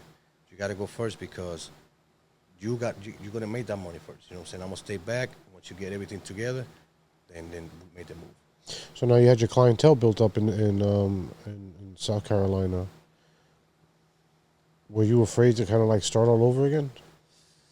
Yeah, you know, actually, that came to my mind because I had a good clientele. You Yeah. know what I'm saying? I was all ready to go. You know, I had a good job just on my house, man. And yeah, I was afraid that I was not going to go back to cut. You know, it's something that I love to do. But let me tell you, when God has a plan, He has a plan, man. And one thing that I didn't know, the God want me out of here. He want me out of there, man. I had no idea. The moment that my wife went down to New Jersey, she has a job. She started working, man. I get a letter. I get a letter in the mail. I open it up, and it said the North Carolina cosmetology board or whatever, something about the border, right? And I open it up, and the letter says, "We've been told that you are cutting hair in your house with no license, without a permit. That is a completely illegal in the state of North Carolina. Number blah blah blah blah blah blah blah. This is a warning. If we have to come back again, or we hear anything about, this could go up to a $10,000 fine, and you'll never be able to get a license." So hold on. The State Board of Barbers wrote you a letter, sent it to your house with your name on it. So obviously somebody called him and said something to him. Exactly. And I know who it was, which I ain't gonna say their name, but the person watching this, you know what I'm saying, that didn't work. Sorry. So they sent you. Wow, that's crazy. Yeah, somebody make. But you already had plans to leave, right? So you're like, okay, boom. Well, I had the plan. Thank God for that, because imagine if I would have, if nothing like that would have happened, and you know we counted on that money on my wife and other side, and you know I get this letter, I gotta completely stop what I'm doing. Now what? Wow. And I'm still going to school that I hated. So means is now I have to go to school and that's it. Or I'm gonna have to give me a little part-time job or whatever, you know what I'm saying? And at that point, I couldn't even get a part-time job because I'm in the middle of this right here, you know, on the business. So I really couldn't even do that. Well, let's talk about that. Now, what do you said the first product you had was the serum, right? That has for hair growth, Correct. right? Now, how did you start coming up with everything else? Well, let me get back to how everything started, actually, how this came up. Remember that I mentioned at the Barber Expo, I met Donnie. Yeah. And I met Diamond Edge. Uh-huh. Diamond Edge had the dye. And he came to me, and I spent a couple of dollars, and after I was done, he said, "Listen, if you ever want to start your own business, let me know. Give me a call, say she's a chemic." So hold on, out of the clear blue, he just said, "Hey, if you want to start your own." Just like that. Wow. Okay. So, believe it or not, it didn't even cross to my mind. It didn't even remind me what God said. It didn't even cross to my mind. Oh, that's cool. I took it. I remember this day that I'm going through Facebook. And at the time, Chris Vasio, he used to have a 245 Facebook at the time. So you go there and, people talk and things like that. Where this gentleman, he goes into to Chris Vasio and he posted a video there. And you know exactly what I'm talking about. I ain't gonna say his name, but at the time I didn't know I didn't much about nothing. Man, but when I see this guy jumps in the shower with some enhancement in his beard, semi-permanent enhancement, and he's watching his face and it's not coming off. I said, "Whoa, it's a game changer here, man." I said, "I got to get that." So I went and bought it right away, man. I want it. I went and bought it. And I got to be honest with you. That enhancement made me some money. You know what I'm saying? Made me some money. But I didn't know that from that point, I'm going to just continue, coming up with the idea. But that's the enhancement that I started with Diamond Edge. I'm going to say it, it's okay. Diamond Edge, and I started with Diamond Edge and Heavy. And then from Diamond Edge, I went from Diamond, then I went for Heavy. And I stood with Heavy for a minute. Heavy enhancement is a good dye. It's a fantastic dye. I'm not going to lie, it's a good dye. So, and at the time, Heavy was on the peak too. His name started moving, and so it was the best. It is, because I'm not going to say it was, it is one of the best enhancements in the game. So, that's what I started using, man, and I started making these people looking good. So the idea started popping up. Then I need an airbrush gun. You know what I'm saying? Because I was using enhancement, just brushing it in. So I decided I want to get this airbrush. And I had this older gentleman, which I'm not going to say his name because he's actually a good friend of mine now. And I bought this gun. He had it for, you had to pre-order it. I paid $145 for this gun, right? It came to the house. I'm so excited. I'm stoked, man. I tell everybody, "Oh, man, I got this shit. Yeah, look at this little baby, man." It was working fine. I had it for 3 weeks and it broke. I mean, broke. I hit the guy. I was like, listen, something's wrong with this gun. I don't know what's going on. So he sent me this little list, man. You're not cleaning it right. Da da da da da. I did the whole thing. Nah, it was broke. It was a little rubber on the top cup that it was broke. So it was wobbling. So when you put the dye, it just spills, right? So I threw it to the side. And I was so mad, man, because he didn't do anything about it. So that's when the idea started, like just building in my head, man. And I remember this day. I told the wife, I said, listen, why am I buying product from other people when I can make my own? Okay. And of course, she gave me this look like, oh, okay, yeah, I have a hard time here for you to clean the house or cook something. I like to see that. Oh, yeah, man. She gave me this look like, okay, whatever. Well, how it happened, now we go into this right here. Now everything is happening. I'm cutting hair. I'm doing good. I finished school. I'm doing great. I'm going to barbering school. And then one day I'm sitting in the computer and it was like maybe 1 o'clock in the morning. And, you know, I finally decided to reach out to God, you know what I'm saying? And I talked to God like he's my homie. Okay. Straight up, you know what I'm saying? I said, what up, homie? I mean, I talked to him loud. Listen, Papi, what's going on, man? I'm sitting in the computer. I'm a graphic designer. I said, so you told me that I'm going to create a business, you know, with no money. And you said that me and my wife, we're going to start this. So I already know what it is, you know. I had to do with product, you know what I'm saying? But what am I going to call it? Yeah.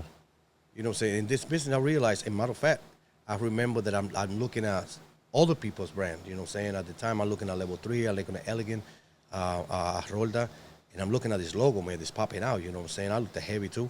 And I said, this logos make sense. I got to have something that's going to make sense, too. So I'm sitting there, and I don't know what to come up with, man. And all of a sudden, man, I remember he said, you and your wife are going to make a business together. Okay. So I said, well, let me try this. And I go ahead and throw in that J right there. I put a J.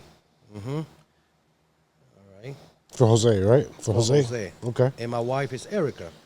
Let me throw that E right there, too. So now I got a J and an E next to each other. Okay. I'm a graphic designer, man. I'm going to tell you right now, it took me at least a week. Wow. Just moving letter, doing this, flipping around, doing all this craziness, man, into one moment, man. I don't know. I to be honest with you, I don't even know how that got split. If you see, it got split. And the reason I think it happened is because I had the font switched to kind of like a vectorized, you know, like a picture type of thing. Yeah. And I think I slightly made a mistake. And somehow I moved it and it erased something, and all of a sudden it came out something. It wasn't just like that, but it gave me the idea, and I was like, whoa, that looks good. So I redo it again, and I made it look like that. And I said, yo, that looks good. It's different. So that's when the J.E. came up. All right, cool. So now, J.E. Where did the line come up? Because the J.E. line, I was checking Pacino's, man. Yeah. You know, Pacino got the Pacino signature. Well, I can't call it J.E. signature. It made no sense. But God says that me and my wife are going to create a business. And I'm going to make products with my own hands. So, of course, that sounds to me that I'm going to have a line of product. So let's make a J.E. line. Great. Now everything looking great. I got the logo going on. It was white. I didn't like it. I switched it to a little black. I didn't like it. All the stuff I thought that I read, boom, it come out. I love it. It makes sense. I went in the computer. I went to the IRS thing. I got one of those numbers, the EIU number, whatever you call that. And now I'm having numbers so I can pay taxes. You know, I want to start doing something like that. So here goes. I call my wife and I said, baby, come over here. She said, what's going on? I say, I just want to let you know we officially have a business. With a smile on my face. And she's like, selling what? Don't worry about it. I got something cooking. Okay. I ended up calling Danny. And I said, Danny, I have a situation, you know, and I explained to him what happened, what God said. And Danny's a Christian man. And I said, Danny, how do you do this? You know, you got scissors, you got all these things. Where do I go? Where do I bite them? You know, where? So Danny took the time and said, I'm going to hit you back tomorrow. And he hit me back the next day. And he gave me all the plugs and all the name and everything, how it works, how does it work, how do you sell, what's the profit, you know, all of these things, man. Wow. He didn't have to do that. No. Because that's competition for him. Yeah, a lot of people don't even bother doing that. No, he didn't have to do that. But he did. As a matter of fact, After he gave me that information, I start checking things out. Boom, boom, boom. That's when I come out with the oil. First thing that I come out was the oil. The oil came out. I sold about 200. It was good. It was good. But I don't want to have what everybody has. I need to have something different. First, it was just beer oil. And then, actually, I didn't mention this earlier, but what I did, actually, I started doing some research on beer oil to grow the hair. And I find this website in France. That they sell beer oil. One little thing like that can cost you about $200. Wow. Crazy. And I said, man, why so expensive? But I'm so nosy, man. Then I'm gonna read what's in these bottles. The ingredients. So I noticed there's 3 ingredients in there that every bottle has, and everything talks about growing. Okay, so now I grab this ingredient. Every ingredient on those bottles, man. You know they have a lot of ingredient, man. Yeah. And I started popping those on Google, and I started find out what each one of those things are, until I find out some ingredients in there that is for growing. So I took that note. Now when I'm gonna make my product again, I say, okay, we're gonna customize this, man. I say I want it to smell like this, and I want this ingredient to be in it. And we're gonna change the label, we're gonna change the name, and we're gonna call it something different because this is gonna help growing. And that's how this one came out, the one that I have right now, this one in here.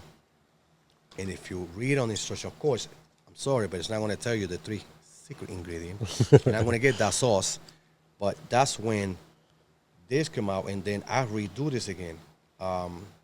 Because I used to have it was a velez oil or something, so I switched it again. And the J.E.LINE, it was the logo before this one, it was like a signature. Okay. I remember. That's when the idea came up with J.E. I remember that was like a signature. And it used to be in one of these. And then, Switched it. like this, like little by little, then I was finally able to make this one. I needed to have an oil that is going to really catch people's attention. I need your wife to, when your wife smell you, she be like, damn, you smell good. Yeah, that smells good. That's like, come on, man. That's a panty taker, man. That's about a panty right there, straight up. Yeah, that's So good. it smells good, you know. So that's when this one was done. And I can tell you, in 6 months, no joke, I sold about 600. Just from the smell alone. Just from the little thing, bro. Wow. I sold about 600. And every penny that I make out of that, I put it away. I didn't touch nothing out of it. I put it away. And from that same money, I keep investing. And then from there, I came out with some crazy scissors, man. Some bad scissors. I thought they were the greatest scissors. No, they weren't. They were like $6 scissors from like Sally's, man. It was terrible, man. You use it for like 3 weeks, and they were dope. Done. Terrible, man. But I was trying. You know what I'm saying? So little by little, I came out with the oil. I came out with the scissors. I remember I came out with the guards. Just reinvesting. Everything Just you were keep making from reinvesting, there, man. just kept putting it back into it. And then I had the guard, then I had some comb, then I had some brushes, and little by little until it's time to get the airbrush. Okay. And I said, okay, let's find out how this works. And then I came out with my first airbrush. It was a red one. You hold it like this by the hand. And through that process, now the business is started moving, but not online, nothing like that. Nobody still don't know. I'm doing this at home in North Carolina, you know what I'm saying? And some friends. And I remember this one time, man, I was like, I started the business in March. Okay. I got married in March. Okay. And the lady said, when you get married, you're going to see things happening. I got married in March. I got that number in March, the government number, the EY, whatever, in March.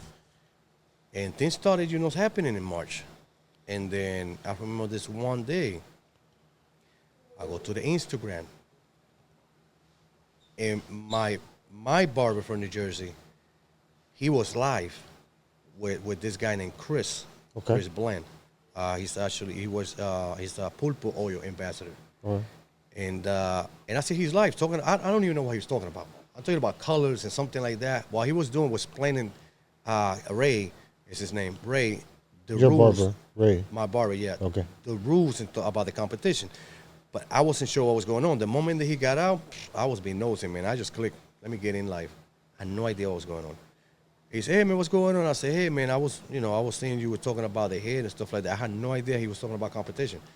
I just went nosy and I said, hey, man, I got a question, I'm a new barber, still learning, I need to know, what's the strategy to cut hair fast, fast away and sharp and whatever. And he's like, listen, man, I'm going to give you the codes, not in here, but nobody does that, but I'm going to call you later, by yourself. All right, cool. 2 days later, and he called me. And he said, listen, he called me, explained a little bit, but I still didn't understand. He said, call me when you have a haircut. So I got this guy came in. I called him. And he got me through this entire thing, how to do this right, man. Wow, that's crazy. Nobody was doing that, man. He literally got me not do it, not flick like this, not flick like that. Oh, man, he got me right, man. I mean, I'm telling you that, like, 3 haircuts, I was good already. Wow. So I built a friendship with him, and then didn't even know myself that what he was doing was a competition. That's crazy. Now I see that he's live doing the competition, and people are voting, and he's like, yeah, that looks good. I said, oh, snap, this guy was actually doing a competition. So I waited. I hit him up, and I said, hey, man, I play it all, man. Like I know what I was saying. I said, hey, man, when I talked to you, man, I was just playing, man, you know what I'm saying? But I noticed that you were doing this. Give me a little class. I was testing you, see if you was an honest person. It was cool.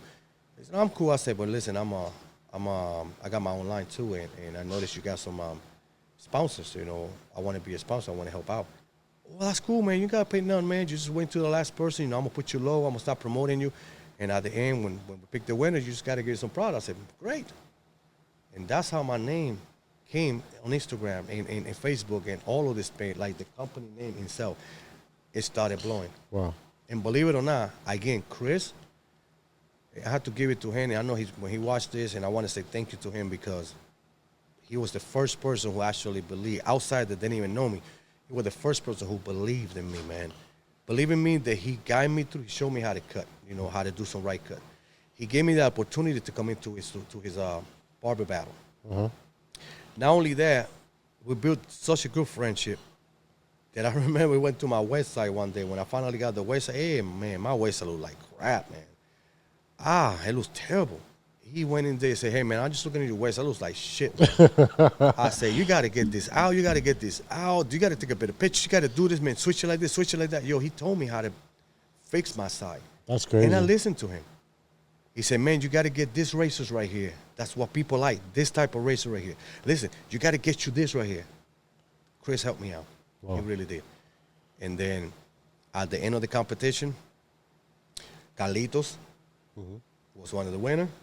And Anthony with Emma, he was the other winner.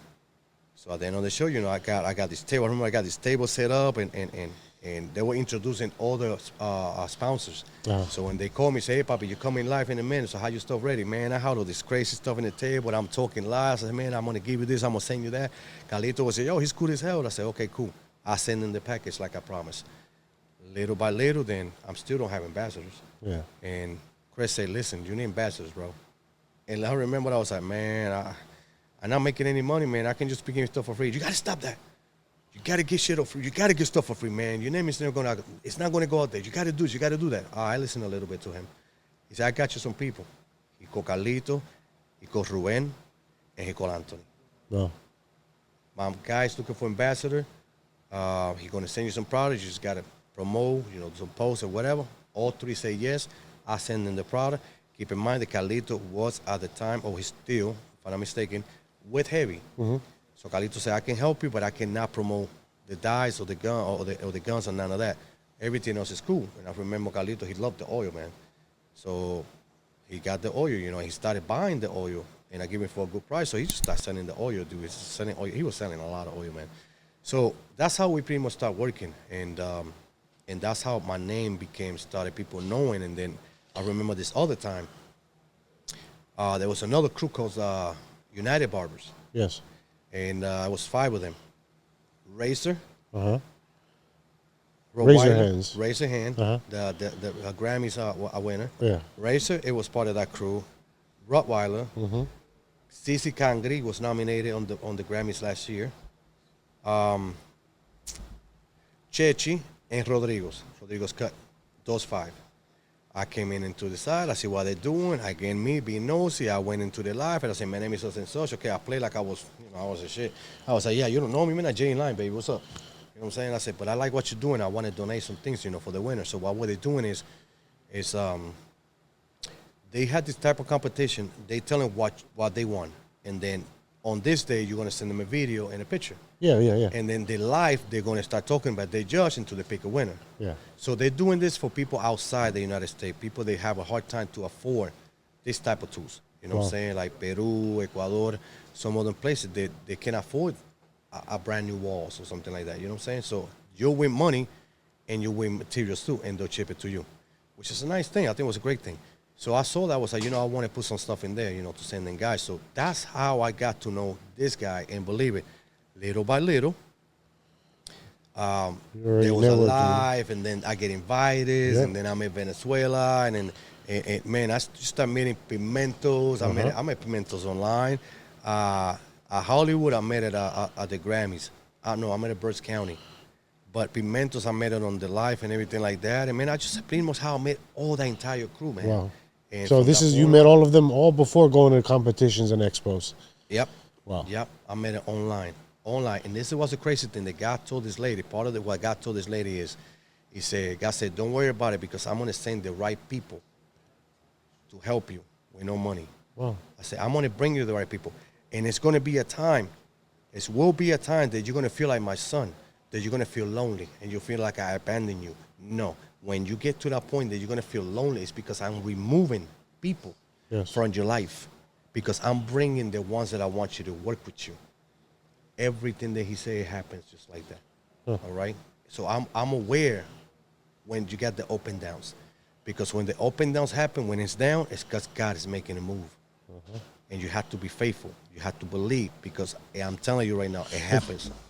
That's weird. That's weird you say that. A lot of people say that same thing. A lot of people say in order to go up, you gotta be down.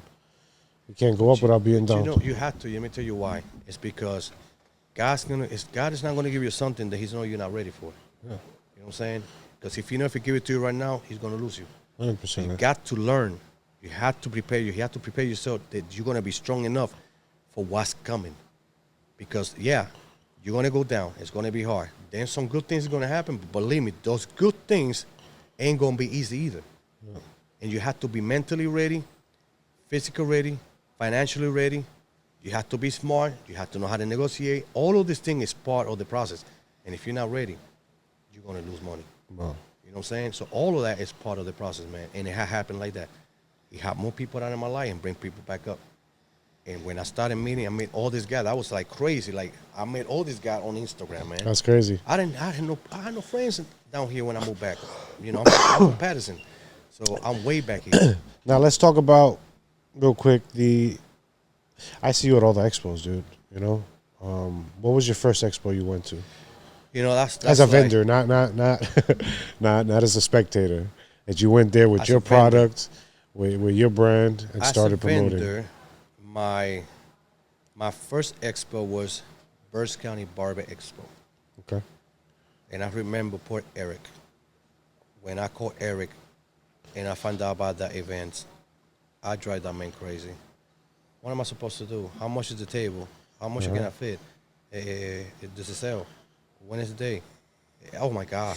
I was driving that man crazy. Yeah. But I told him that I was new. I said, I've never been on this. I'm a new line. And he was good, man. He helped me a lot. And I remember when I went to his show, it's crazy, man. I smile because it's just how God works, man. When I get to that show, I'm there by myself, me and my wife. I got my table set up. And at that time, I had a new ambassador for North Carolina, John Carlos. Great ambassador at the time. He's not with us anymore, but he's a great ambassador. He put a lot in the company, but he was the only one who came to work with us to that expo, right? Mm-hmm. Heavy was on the other side. At the time, Heavy was with N.Y.O now. Matter of fact, I think that was the first show that he did with N.Y.O. So I'm on this table and Heavy's on the other side. And I'm selling my dye. And believe it or not, all them boys that I just told you I met on Instagram, they were all there. Every one of them showed up to that expo. I came there by myself with my wife, and now my booth is packed. I have about 10 people on my booth cutting hair, doing this, doing that. They're putting a whole show. Wow. I met them online. and they came out there like a family already, like we know each other. Ah, man, get out, man, come on, sit down, I'm gonna cut you here. Oh yeah, man, they put a whole show, man. And Jay Mayo came through. Wow. Jay Mayo was on that show, and of course, when I see Jay Mayo, I was like a little girl. Oh, Jay Mayo, you know what I'm saying? Yeah. And I was like, so he passed by my table, and then I walked outside, and when I turned around, he's coming this way. So I looked, I said, oh my God, Jay Mayo. He said, hey, how you doing? I said, can I take a picture? He said, sure. And I remember Jay Mayo keep passing by. He keep looking at my table. He keep looking at my table. He keep looking at my table. And then he looked at my table and said, hey, man, I like what I see, man. You know, I like your setup. I seen you got you guys cutting hair. You know, you put on a little show. I like that. I said, you should call it something. You should have a uniform or something. You know what I'm saying? I said, because they look good, man. Top-notch barber, because he read this. There you go. And he said, I see you got your top-notch barbers over there. And I caught that right away. And I was like, well, thank you. He said, yeah, man. Remind me of Pacino's, you know. It looks good. That was it. Then I said, before you leave, let me give you something. I want to give you some of my oil and stuff like that. But he has to leave because he had an emergency. He forgot his tablet at the hotel. And he was heading to the IBS in New York. So he had to leave. It's okay. Not a big deal. After he leaves, I hear a freestyle. And Eric on the mic.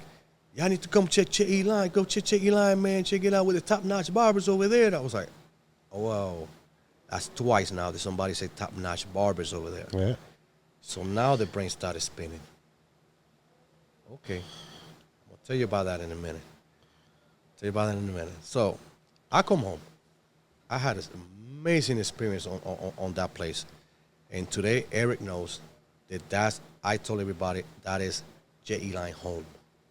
And it's always going to be J.E.LINE home. And it's always be like, I don't know if as this year, we presented something to him.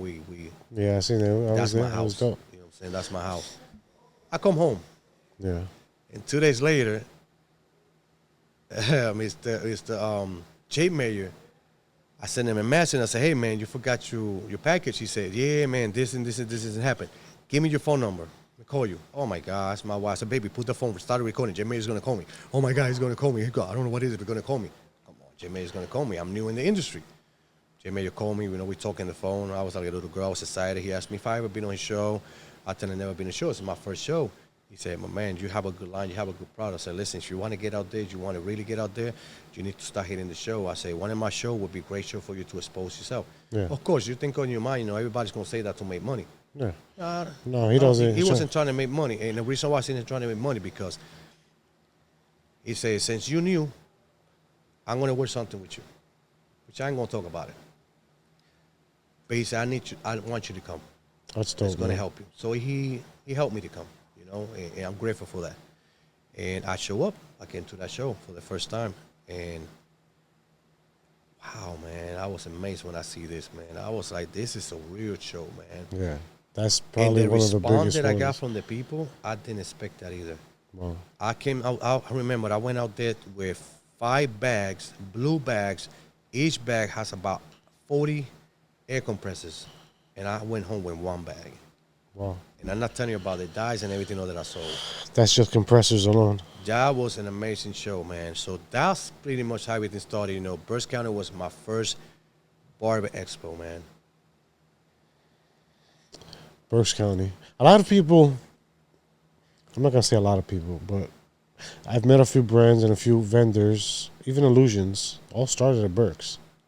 Berks is like, literally, like the platform to everything else. It is, man. And you know what, the way Eric is too, man. Eric is an amazing Eric's dude, an amazing man. guy, man. Eric he knows it, man. Whatever air him, a freestyle, man. Matter of fact, look. I remember that was my first show, right? And I'm a freestyle. He wasn't working with heavy anymore. And okay. And I said, freestyle, you know, Carlitos, matter of fact, Carlitos, he had to move. He couldn't work with me anymore because of some things, you know, so he couldn't be on my side anymore. I said, nah, it's cool, man. We're still friends. Just go full-time over there. I told him, it's a business, right? And I said, I want to talk to Freestyle because I know he's not with anybody. So I talked to Freestyle. I said, Freestyle, I need you to help me push this business, man. You know what I'm saying? I say, and the only way I can pay you back is I'm going to come out with a product in your name. So we come out with that. That's dope. So on his show it to the camera so they can put on his show, for the first time that I go to his show, the first time to go to his show, we come out to Mr. Freestyle phone. That's dope. So on that day, Freestyle is, he's, come on, man, it's Freestyle. He's going, no, y'all need to go check out my phone, my stuff, go check out J.E.LINE. That's strategy. That way my names can be announced the entire time I'm there. Yep. And this is a good phone, and I thank you him for that too. And, we did good with this one. We still have some, but we pull out this on his name. Because that's what I do. Not just that. Carlitos got his own powder as well. That's dope. This is Carlitos too. And I'll tell you why. Because we're going to get to the top-notch barber. I'm going to get you Mr. Hollywood right here. That's Mr. Hollywood. You see where we're heading? Mm-hmm. What we do, we make sure that everybody gets a credit. This one doesn't have it, but this one used to have Giancarlo's Well, that's dope. right here too. This is the new version of it. But that's what I do. And I'm going to tell you in a second why all of that. So, Let me ask you a question. Do you feel that because you've had from the beginning, Danny help you out, Chris on Instagram, and all these people put, or their insight and they helped you out with this and that you felt that it was in a way you want to pay it back? I would say yes. I would say in a way it's yes because one thing that I learned in my life, I would say, but one thing that I know is the way God works, I feel like God doing things for me, and I feel I need to repay back to. You know what I'm saying? The same way God. Or pay it forward. Let's say Yes, I pay it it back. forward, exactly. Correct. Pay it forward, and if I can do something to help someone else so he can be successful, then I will definitely do that. That's Because awesome. I didn't really have much people, much help. I did have the help, but I didn't have much help. 90% I had to do it myself. But again, Donnie didn't have to give me that information. Diamond Edge, they had to tell me anything No, about exactly. A lot. That's what I mean. Like a lot of people, they don't do that stuff, Nah. dude. So like that's the reason why. sorry, you've been, you've been very fortunate, man. That people take to you in that way, and feel.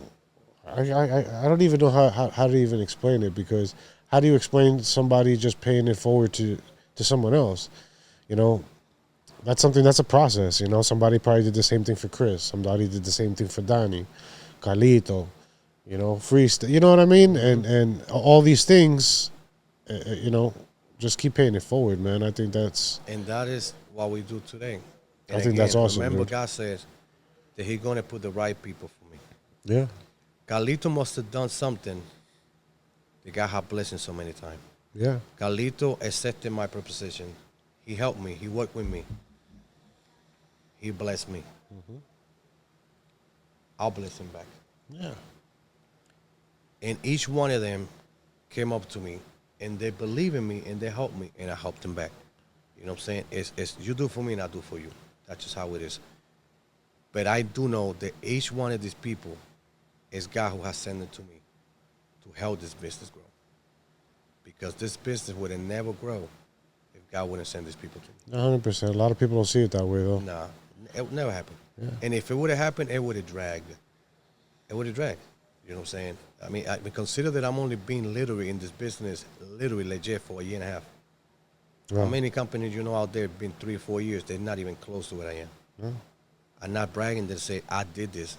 No, y'all did that. My team did that. Y'all, these people did that. Chris, Carlitos, all of them, ambassadors, top notch, Pimentos, my wife, all of those guys, they did that.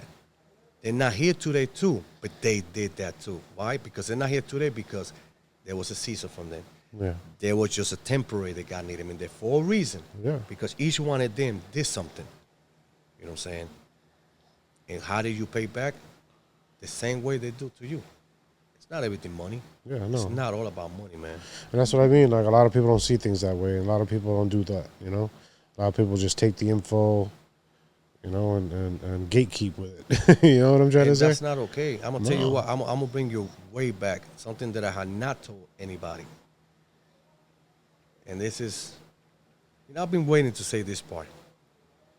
Because the person is going to know is him. I ain't got to say the name. But I remember when I was making my dye, my enhancement, it took me off to almost 8 months to get it right. Okay. Between that time, I spent a lot of money, man. I remember that I mentioned it to you earlier. I said, when God told me that I'm gonna make problem with my hands, man, I started stealing stuff from my wife's bathroom, some flower stuff that she has in the bathroom for her body. I want things to smell good. Mixing God up said all that I'm types gonna of make stuff. product. Yeah, I was stealing all her stuff. Baby, you see my shampoo? Even shampoo, conditioner is in my table. Wow. I got it right here. What are you doing? God said that I'm gonna make products. I'm gonna make product. Yeah. I was looking for a way to do it. Yeah, I wasn't a chemic. I didn't know nothing about that.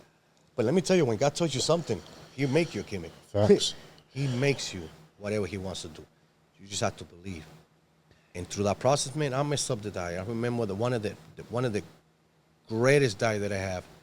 It was black, and 3 weeks later, it was orange. What is going on with this thing, man? I'm trying to figure it out. I was trying. Listen, it was so frustrating. My wife, she had video of me crying in the middle of the living room on my underwears, on shorts and no shirt, 3 o'clock in the morning. My eyes are red because I'm not sleeping. I'm taking notes and I'm crying. She walking outside, baby, you still up? And I start crying. I just don't understand. I don't know what I'm doing. I'm crying, man. I'm crying. My wife hugging me, and I'm like, I'm done. I'm done. She said, you can't. God Wow. said, this is what you're gonna do, Papi. You gotta continue, man. I had my moments, man. I broke a couple of times, man. My wife kept lifting me up. You know what I'm saying? And I remember that. I remember even the mistake that I make. Remember that dye that turned orange. I remember one of my guy was like, hey, it's supposed to be black, but it's turned orange. And I'm like, what? I said, yeah, but it's kind of cool. Because I put it to this guy, it's kind of, he got the red beard.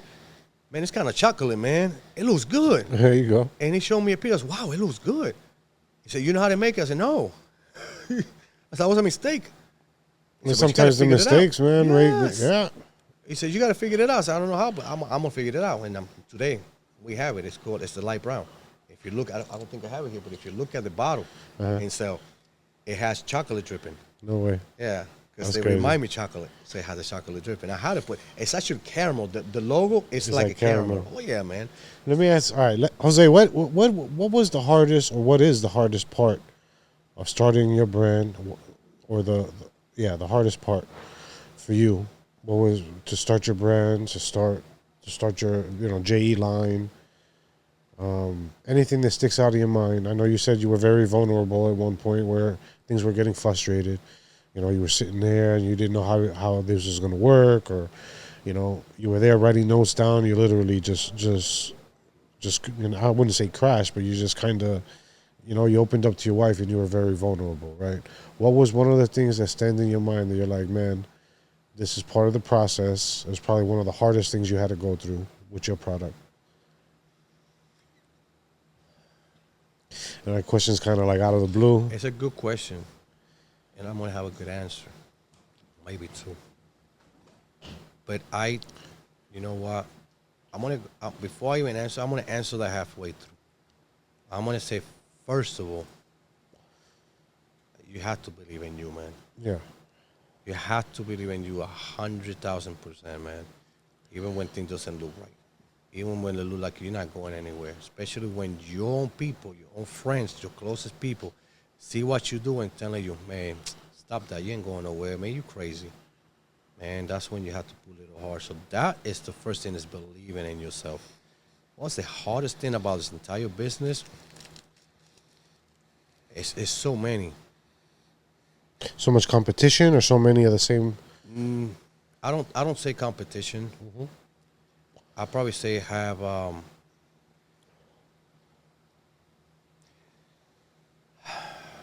how to get people to believe that what you have is just as good as what they have. Gotcha. How they can give you the opportunity to try. Because that is one of the biggest problems we have in this industry. That people buy by name. Yes. People buy only by name. And that you see that all over the place. And just because you do not know that name or don't recognize that name, you've seen it and you pass by like it doesn't exist. And you will rather spend the money on this one because it has the name, or because you cool, or he's cool, or that's what they're talking about it. And that's tough, man. That is very tough. So knowing the fact that I've had to, now we go back to what you say, knowing that I had to create something that I had to be good or just as good of my competition, that's hard. That is hard. And still today, there's still people out there who does not give you the opportunity because they get comfortable with just one product. Well, I got this one. I don't need the other one. Yeah. But they don't give it the opportunity until what? Until someone like you goes until that same guy that I tested 6 months ago that ignored my text message, that didn't say anything. You're right. That's crazy. And now when you say, you got to check my boy. Oh, yeah, I heard about him. Yeah, hey, man, how you doing? Yo, how can I get your stuff? Why they do that? They don't give you an opportunity. You know what I'm saying? Yeah. And there's a lot of companies out there right now, they're struggling the same way. I'm grateful. One, to have God. Two, they have people like you. They have people like Eric, Freestyle, my entire team, my old school homeboy that used to be with me, you know. The ones that opens the door from the beginning, I'm grateful to have those people. Because if it wouldn't be for Eric Rodriguez, Barber, today I don't think I would have been what I am today because he opened a door for me. Wow. Now, Eric only knew me for about 3 months from Berks County. And Eric says on Vegas Life, yeah, I got to check J.E.LINE, man. And I wasn't even there, man. He started talking about my product. And my wife was like, yo, Eric's talking about you. And I ran over there and I said, what's up? And he said, and he saw me popping up. He said, oh, there you go. This J.E.LINE, my boy right there, man. I said, listen. He said, y'all got to check J.E.LINE, man. I said, listen, man, this is the same exact word that he used. He said, y'all need to check J.E.LINE, man. He got this enhancement. Listen, man, I put it next to heavy enhancement, man. I don't know what to tell you, man. They're just as good, man. They're good stuff, man. Y'all need to check him out. He knows. That's exactly what he said live. That's dope. And then he said, man, he got this phone that he just came out, man. Y'all There you go. I said, yeah. I said, he's up to something, man. You seem very humble. You know, at first, I think the first time I seen you was in Baltimore. I was at Berks that year. The first year that you went in Baltimore, right? Yes, I competed in Baltimore, and that was the first year I seen it because it was because of your ambassador. We were loud. Velez. We were loud that day, right? Because he had this outfit that I wanted to steal from him, right? Because my model had the same hair, and I was like, yo, bro, I'm gonna take that outfit from you. And he's like, no, and I'm like, no, dude, like I need that. Who was that one? That was in Baltimore. Yeah, what did he have on? What outfit was that? It was like a lime green outfit. Ah, that was Giancarlo's. Yeah, Giancarlo's. Yeah. He has that police looking thing. Yeah, and I was like, yo, bro, I gotta get, like that would go crazy with what I got going on right now. He goes, no, but I'm competing in it. And I was like, oh, fuck. All right, cool. That, you know, that was his first competition. Really? Yeah, that was his first competition. No, he killed it. He did good, man. He did good. He killed it. Yeah, he did good. That was the first time I brought my grandson. My grandson was the first competition. That was the competition was with your grandson. That's what I was. I remember you, man. Yeah, you took that big old trophy that day, man. Yeah, that was pretty cool. I was with him. That was the first time I won with him there. He's never been to a competition. But I remember seeing you guys there, and I was like, man, you had Hollywood there. I've seen Hollywood at all of them. You know, you had Hollywood there, and you had Giancarlo's. Hollywood, Giancarlo, Cangri, Pimento, and Steven, Rottweiler. Rottweiler was there too. I had like 7, 8 people that day, man. We were packed. We were loud too, man. And I remember watching. I'm like, yo, who's this? And I was like, it's like a whole new, like to me, it was like a whole new brand that just popped off. And I'm like, yo, this is nuts right now. Yeah, we were loud. 3 of my guys won that day, so I remember racing upstate going, like, what? J.E.LINE again, and I'm like, wow, let's go. And then you was all over the stage. Yeah, I remember that. That was pretty dope. Wow, yeah, that was a great experience, man. You know, I would have to say for me, and I'm pretty sure for you, those memories, going to these shows, and networking and creating memories is probably one of the biggest things, man. Oh, it's fantastic, man. It's a good feeling, man. You know, and like you said earlier about.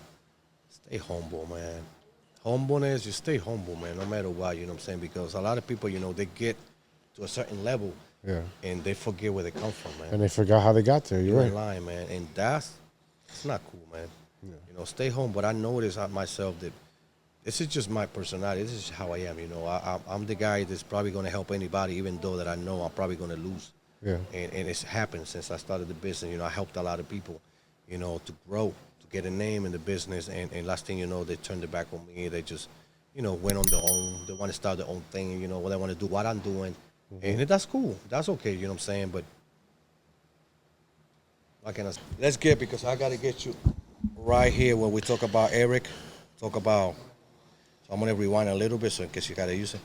So I know Eric one time he was getting interviewed by Vega. Yes. And he was talking about my line.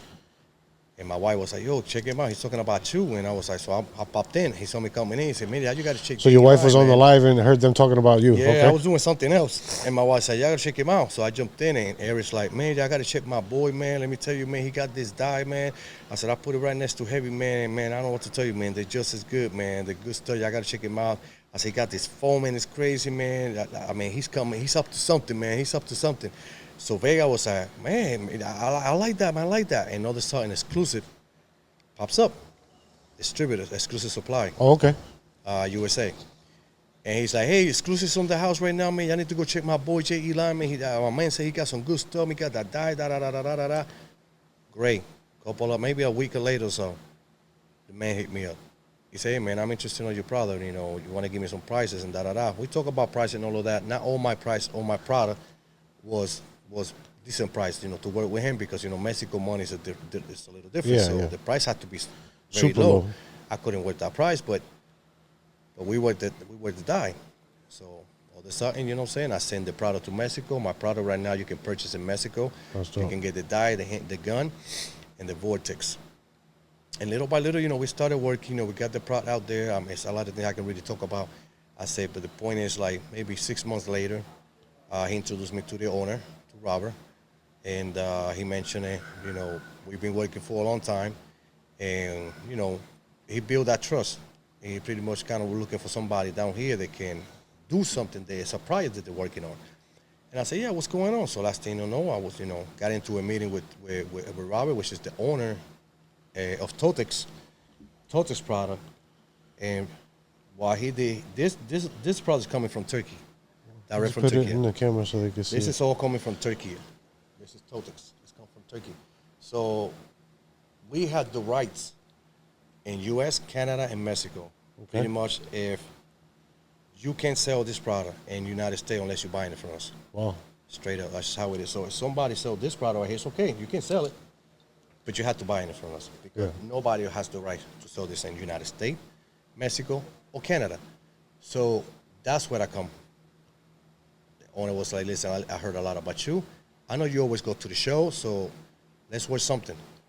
So we work together. So I put a little bit of investment into this product. So now technically, J.E.LINE is also NOTCH. There you So go. when you see NOTCH, you see J.E.LINE. We are the same. And if you notice what it does, it gives me the opportunity now because I used to carry pomade. Yes. I used to carry a few things. This is the reason why you don't see any more pomades with me because I was able to move my pomades out because I already had the pomades with NOTCH. So by doing that, now I was able to expand my business with the J.E.LINE together with NOTCH. Now we work together. So whatever you see, the one or the other one, that's what we're going to be at. This is us. It's us. And you can see it right here. Wherever you go, we are together. So I am invest in NOTCH. So this is my line too. So now I had a full line of products. I have wholesale prices, And you have suppliers, anybody who looking for this product, you get it from me because I'm investing in it. So you get wholesale price with me. That's Whether it's awesome. J.E.LINE, whether it's NOTCH, you get the good price. And now, and there's a lot more thing going on, which I can talk about it, that we are spending pretty big. And there's something that we are doing that is going to impact the whole United States. Wow. And when I say whole United States, you're going to find an official distributor of NOTCH on every state of the United States eventually. That's dope. And right now, we started with none, and we got 3 right now. That's what's up. We have 3 right now. And going way back to my first expo, Diamond Edge, he's actually working with us now. He's going to be one of the distributors. It's crazy how things come back around. Crazy, right? Yeah, that's That's nuts. crazy, right? That's crazy. I also have a dye that is going to come out soon. It's just to brush. That I also work with Tom and Edge. Tom and Edge helped me make the formula for this too. Wow. So yeah, So you're collaborating with we other are people. collaborating. I You're collaborated linking with up with. anybody who wants to collaborate. I'm gonna jump in, That's awesome. and I man. want to talk to you about the top notch Yeah. because top notch is very important in this business. Yeah. Like I mentioned, the first when we went to First County Barber Expo was when I met all these guys that I met on Instagram. Jay Mayo mentioned something about top notch. Every mentioned something about top notch. I come home, and that's when the idea of the top notch came up. And I really listened to Jay, so I created the vest. I brought it, but I forgot. I had the vest. It has the year. And I talked to the entire crew, all the guys who was there that day. I said, listen, I had this idea. I had this thing, this new thing that I want to start, and I want to know who's down. And a lot of people say, let's do it. Why top notch? Let me tell you about top notch. On this industry, people want to pay attention to the celebrity barbers. Yeah. People want to just do things for somebody who has mad talents, who's all over the media. We have a lot of good talents outside that nobody seen them. Sometimes you have a lot more on the outside. A whole than- lot more. Yeah. So, again, what we do is to help.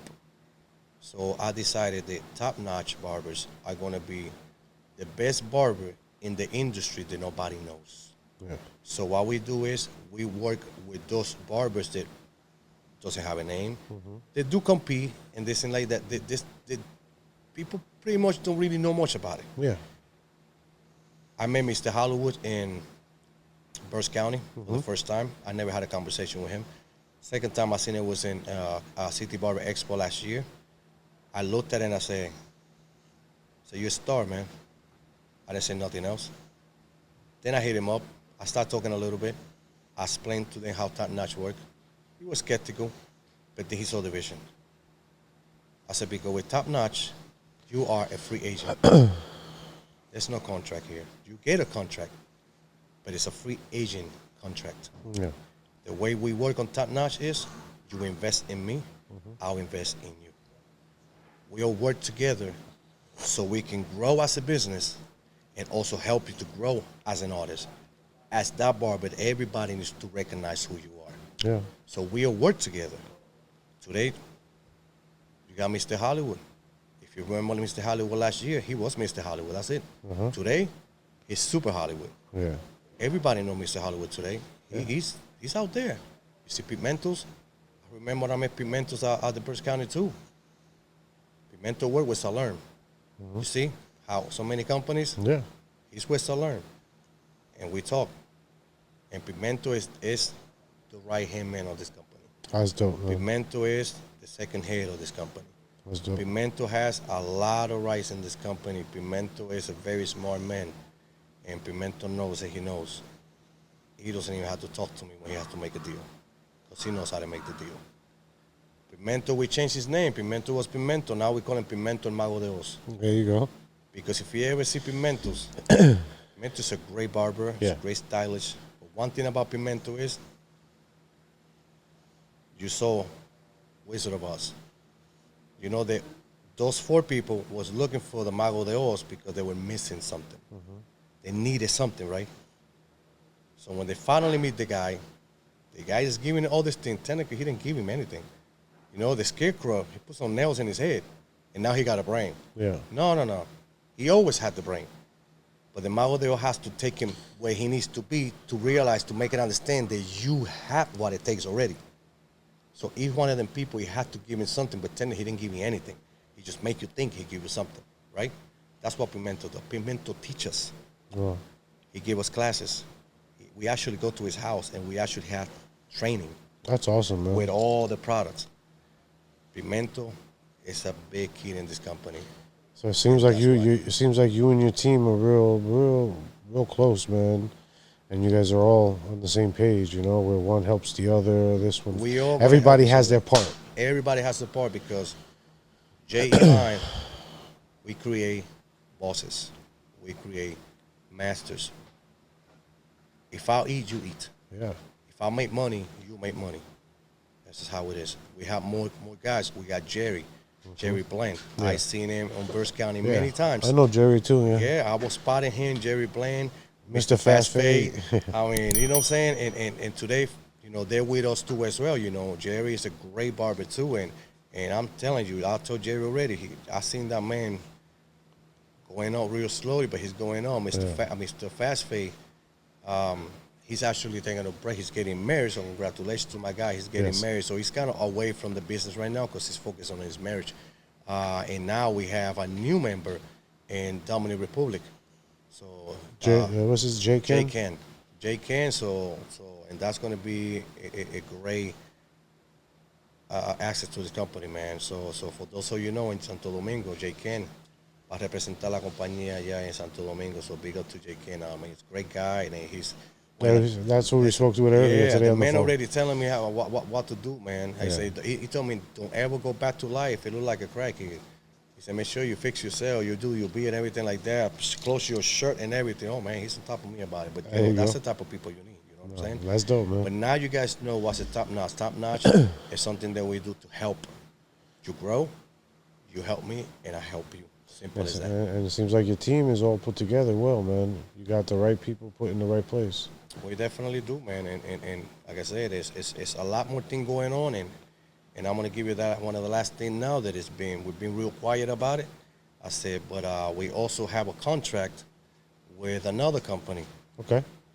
Another company that's actually coming out with some trimmers. So like I said, we invest in here. We invest whatever we can invest is going to help the business. So now there's a new company that is coming out quietly that we actually invested in it. They're coming out with a trimmer. Those trimmers right here, they're going to be called Sharp 47. They're coming into colors, and we are the first one they're going to have it here in the U.S. So when you see this, you see J.E.LINE as well. Well, I just tried those things out, man. Them joints hit. Them thing hit, man. There's no joke. Y no pican tampoco, Sharp ¿oíste? 47, yeah, no pica, te lo puedes poner así, no te corta. I mean, this is a nice addition. It is not J.E.LINE. It's lightweight. Lightweight, very lightweight. It's not J.E.LINE. It's Sharp 47, but we invested in it. So the only place you're probably going to see J.E.LINE, I think, is on the charger, on the very bottom, like very little. Okay. But the actual design is like a samurai, right on this side, and it says 47, and it says Sharp right here. Let's do it. And this is really nice. And you wonder how much it's going to be? I'll tell you how much this is going to be. So you can start ordering because you can pre-order it right now. Okay. And right now we get in. Where do they pre-order it at? They can just get with me on Instagram or J.E.LINE. If you want to pre-order right now, they're only going for $75. And if you buy two at one time, you get it two for $100. Wow. That's not bad. So and it's not bad at all, man. It's not bad at all. So if you want to pre-order, they need to pre-order now because you know how that goes, man. They wait for the last time. Yeah, you know, like somebody out there that's starting out even. You want to get something that's, you know, you're not sure what to get, not too expensive. That right there, I would go to that right there, right off the rip. It's a good, yeah, it hits, deal, good price. You get two for $100. Yeah, I would definitely hit that. Well, definitely nice, man. So, and then after that, we're coming out with I'm coming out. They're coming out with the clippers and also coming out with the shavers. They're coming out with a lot of different things. I believe they're working on the page as well, sharp47.com or something like that. I'm not really sure. I'll say, but you know, we'll find out eventually when that comes up. But I know they working on it, and I think they will be here probably around July or the end of July or the beginning of July. I know they said about another month and change because the production is going to so many places. I think they're producing over 5,000 or 10,000 on them right now. Wow. And I know we are going to get about 1,000 on this side. Matter of fact, they will be in Dominican Republic as well. So J. Ken is going to be taking this over there in Santo Domingo as well. So the moment they come over here, they also They'll will be in there Santo too. Domingo. That's dope. Definitely. That's dope, man. But yeah, the other thing I was going to ask you is what's next for J.E.LINE, but we kind of went through that real quick. It's already there. You already know, but I can tell you what's popping, what's coming. There's a lot of good things coming up right now. Next year, we got invited to my team. And when I say my team, it's the Top Notch, me and the Top Notch. Not every Top Notch is going to be able to go. It's going to be possibly the main, which is probably me, you know, Pimentos and Mr. Hollywood, depending on their budget. But we are invited next year to Brazil. That's dope. In April. We're going to Bermudas. I think it's in June or July to Bermudas. We're going to Santo Domingo twice next year. I'm not sure the month, but I know it's twice. We're also going to Mexico, and I think they're cooking something about going to Colombia and Peru. So that's just now, man. This is just now. So with the year is not done. So I don't know if I'm gonna be doing Expo next year, man. I think I'm gonna be out doing other things, and it's Pimento's already invited to be. Well, you have people that can do that for you right now too. Oh yeah, definitely, definitely. That's the way we're working too. Be able to Yeah. have other people to be able to run down here. Matter of fact, we actually have a new member too.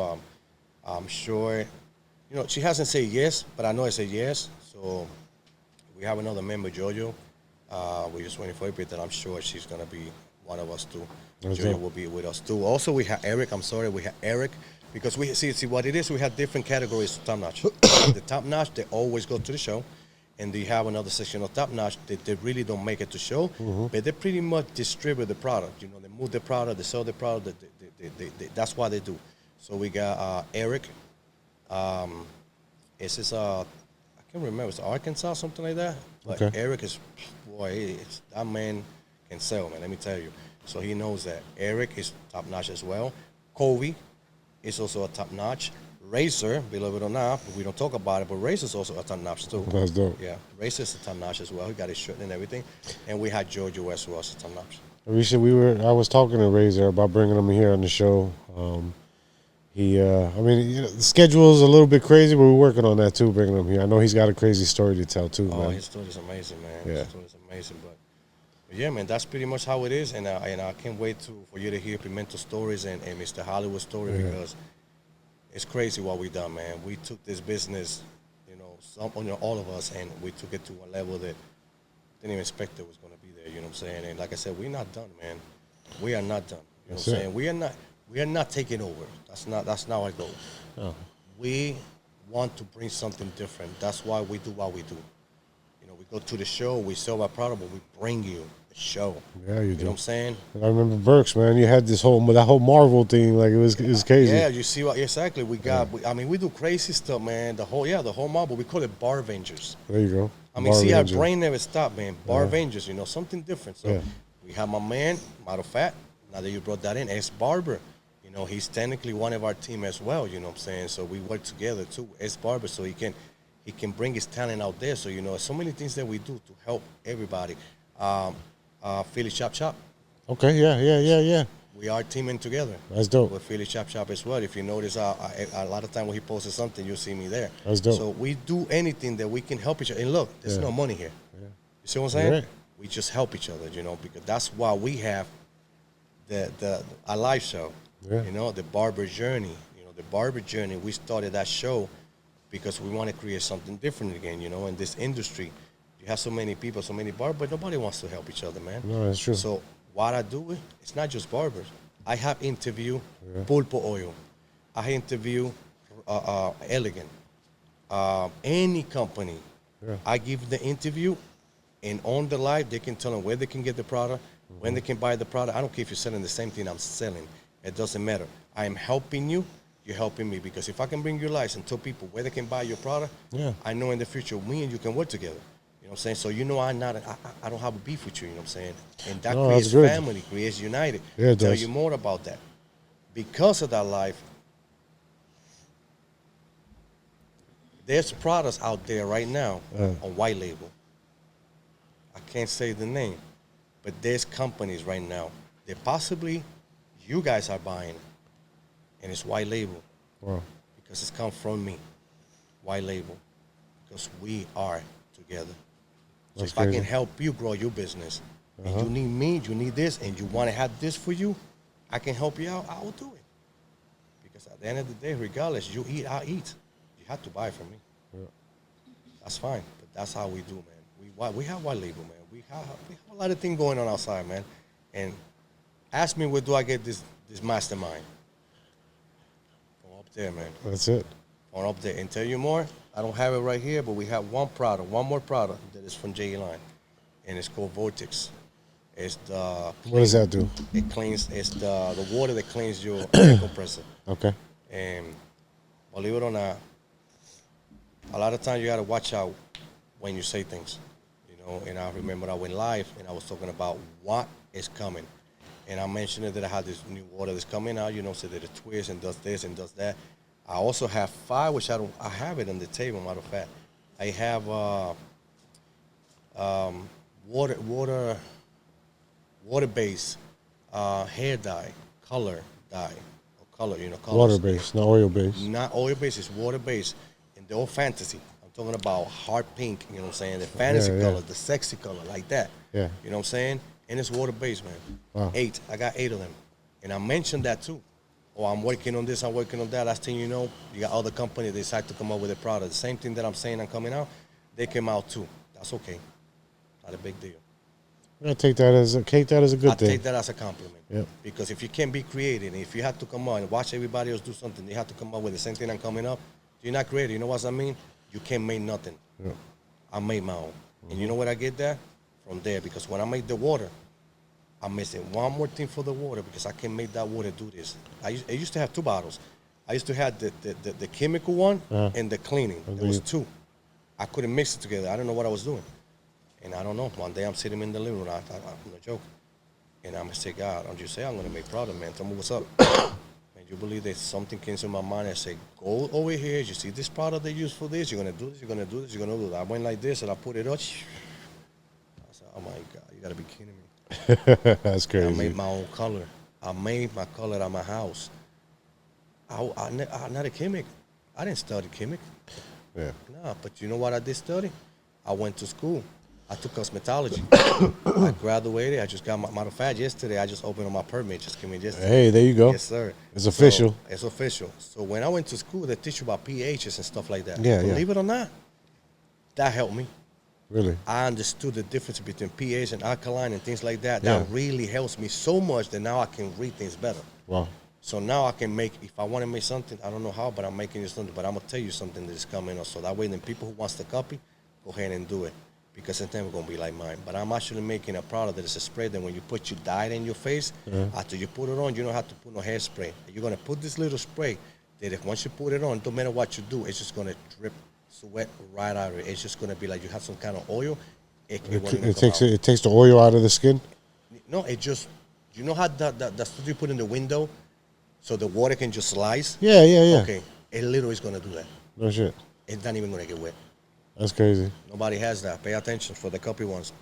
Do it. It's just never going to be like mine. You know why? Because I'm the one who's making it. There you go. I come up with an idea. I know it's going to come out. I'm going to have it soon. I don't mind it. You know why? Let me tell you why. Because I believe in what I have. Because I trust my product and I know what I have. It doesn't matter who comes out with it. I know what I have. Well, then you got a whole big old, you know, your whole team too, man. It seems like they really with you. You know what I mean? My team is good. Pigmentos too. Every single time you get on that live, he's on there with you. Always. And again, J.E.LINE wouldn't be J.E.LINE without Pigmentos, without Hollywood, without Rottweiler, without Kangri, without Jonathan, without all of them, without Anthony. I mean, all of the entire team that they're not here and the ones I here. And I know you heard me when I said that on Burns County. Yeah. I want to say thank you for the ones that not here, for the ones that here. I always going to say that. So J.E.LINE and the top notch, I have to say thank you for those that say yes and they believe in the company. And that's just how it is. Well, Jose, I want to say thank you for coming out, man. Let's sing. Watch what this guy's got coming out, man. Salud. Thank you. We don't stop. And we always gonna be creative, and that's what separates us, man. We are creative. No, man, but thanks again, man. No You joke. already know. Hablamos. You already know, man. Look forward to seeing what else you got coming out. I don't know, man. I don't know. I might come up with a lingerie or something.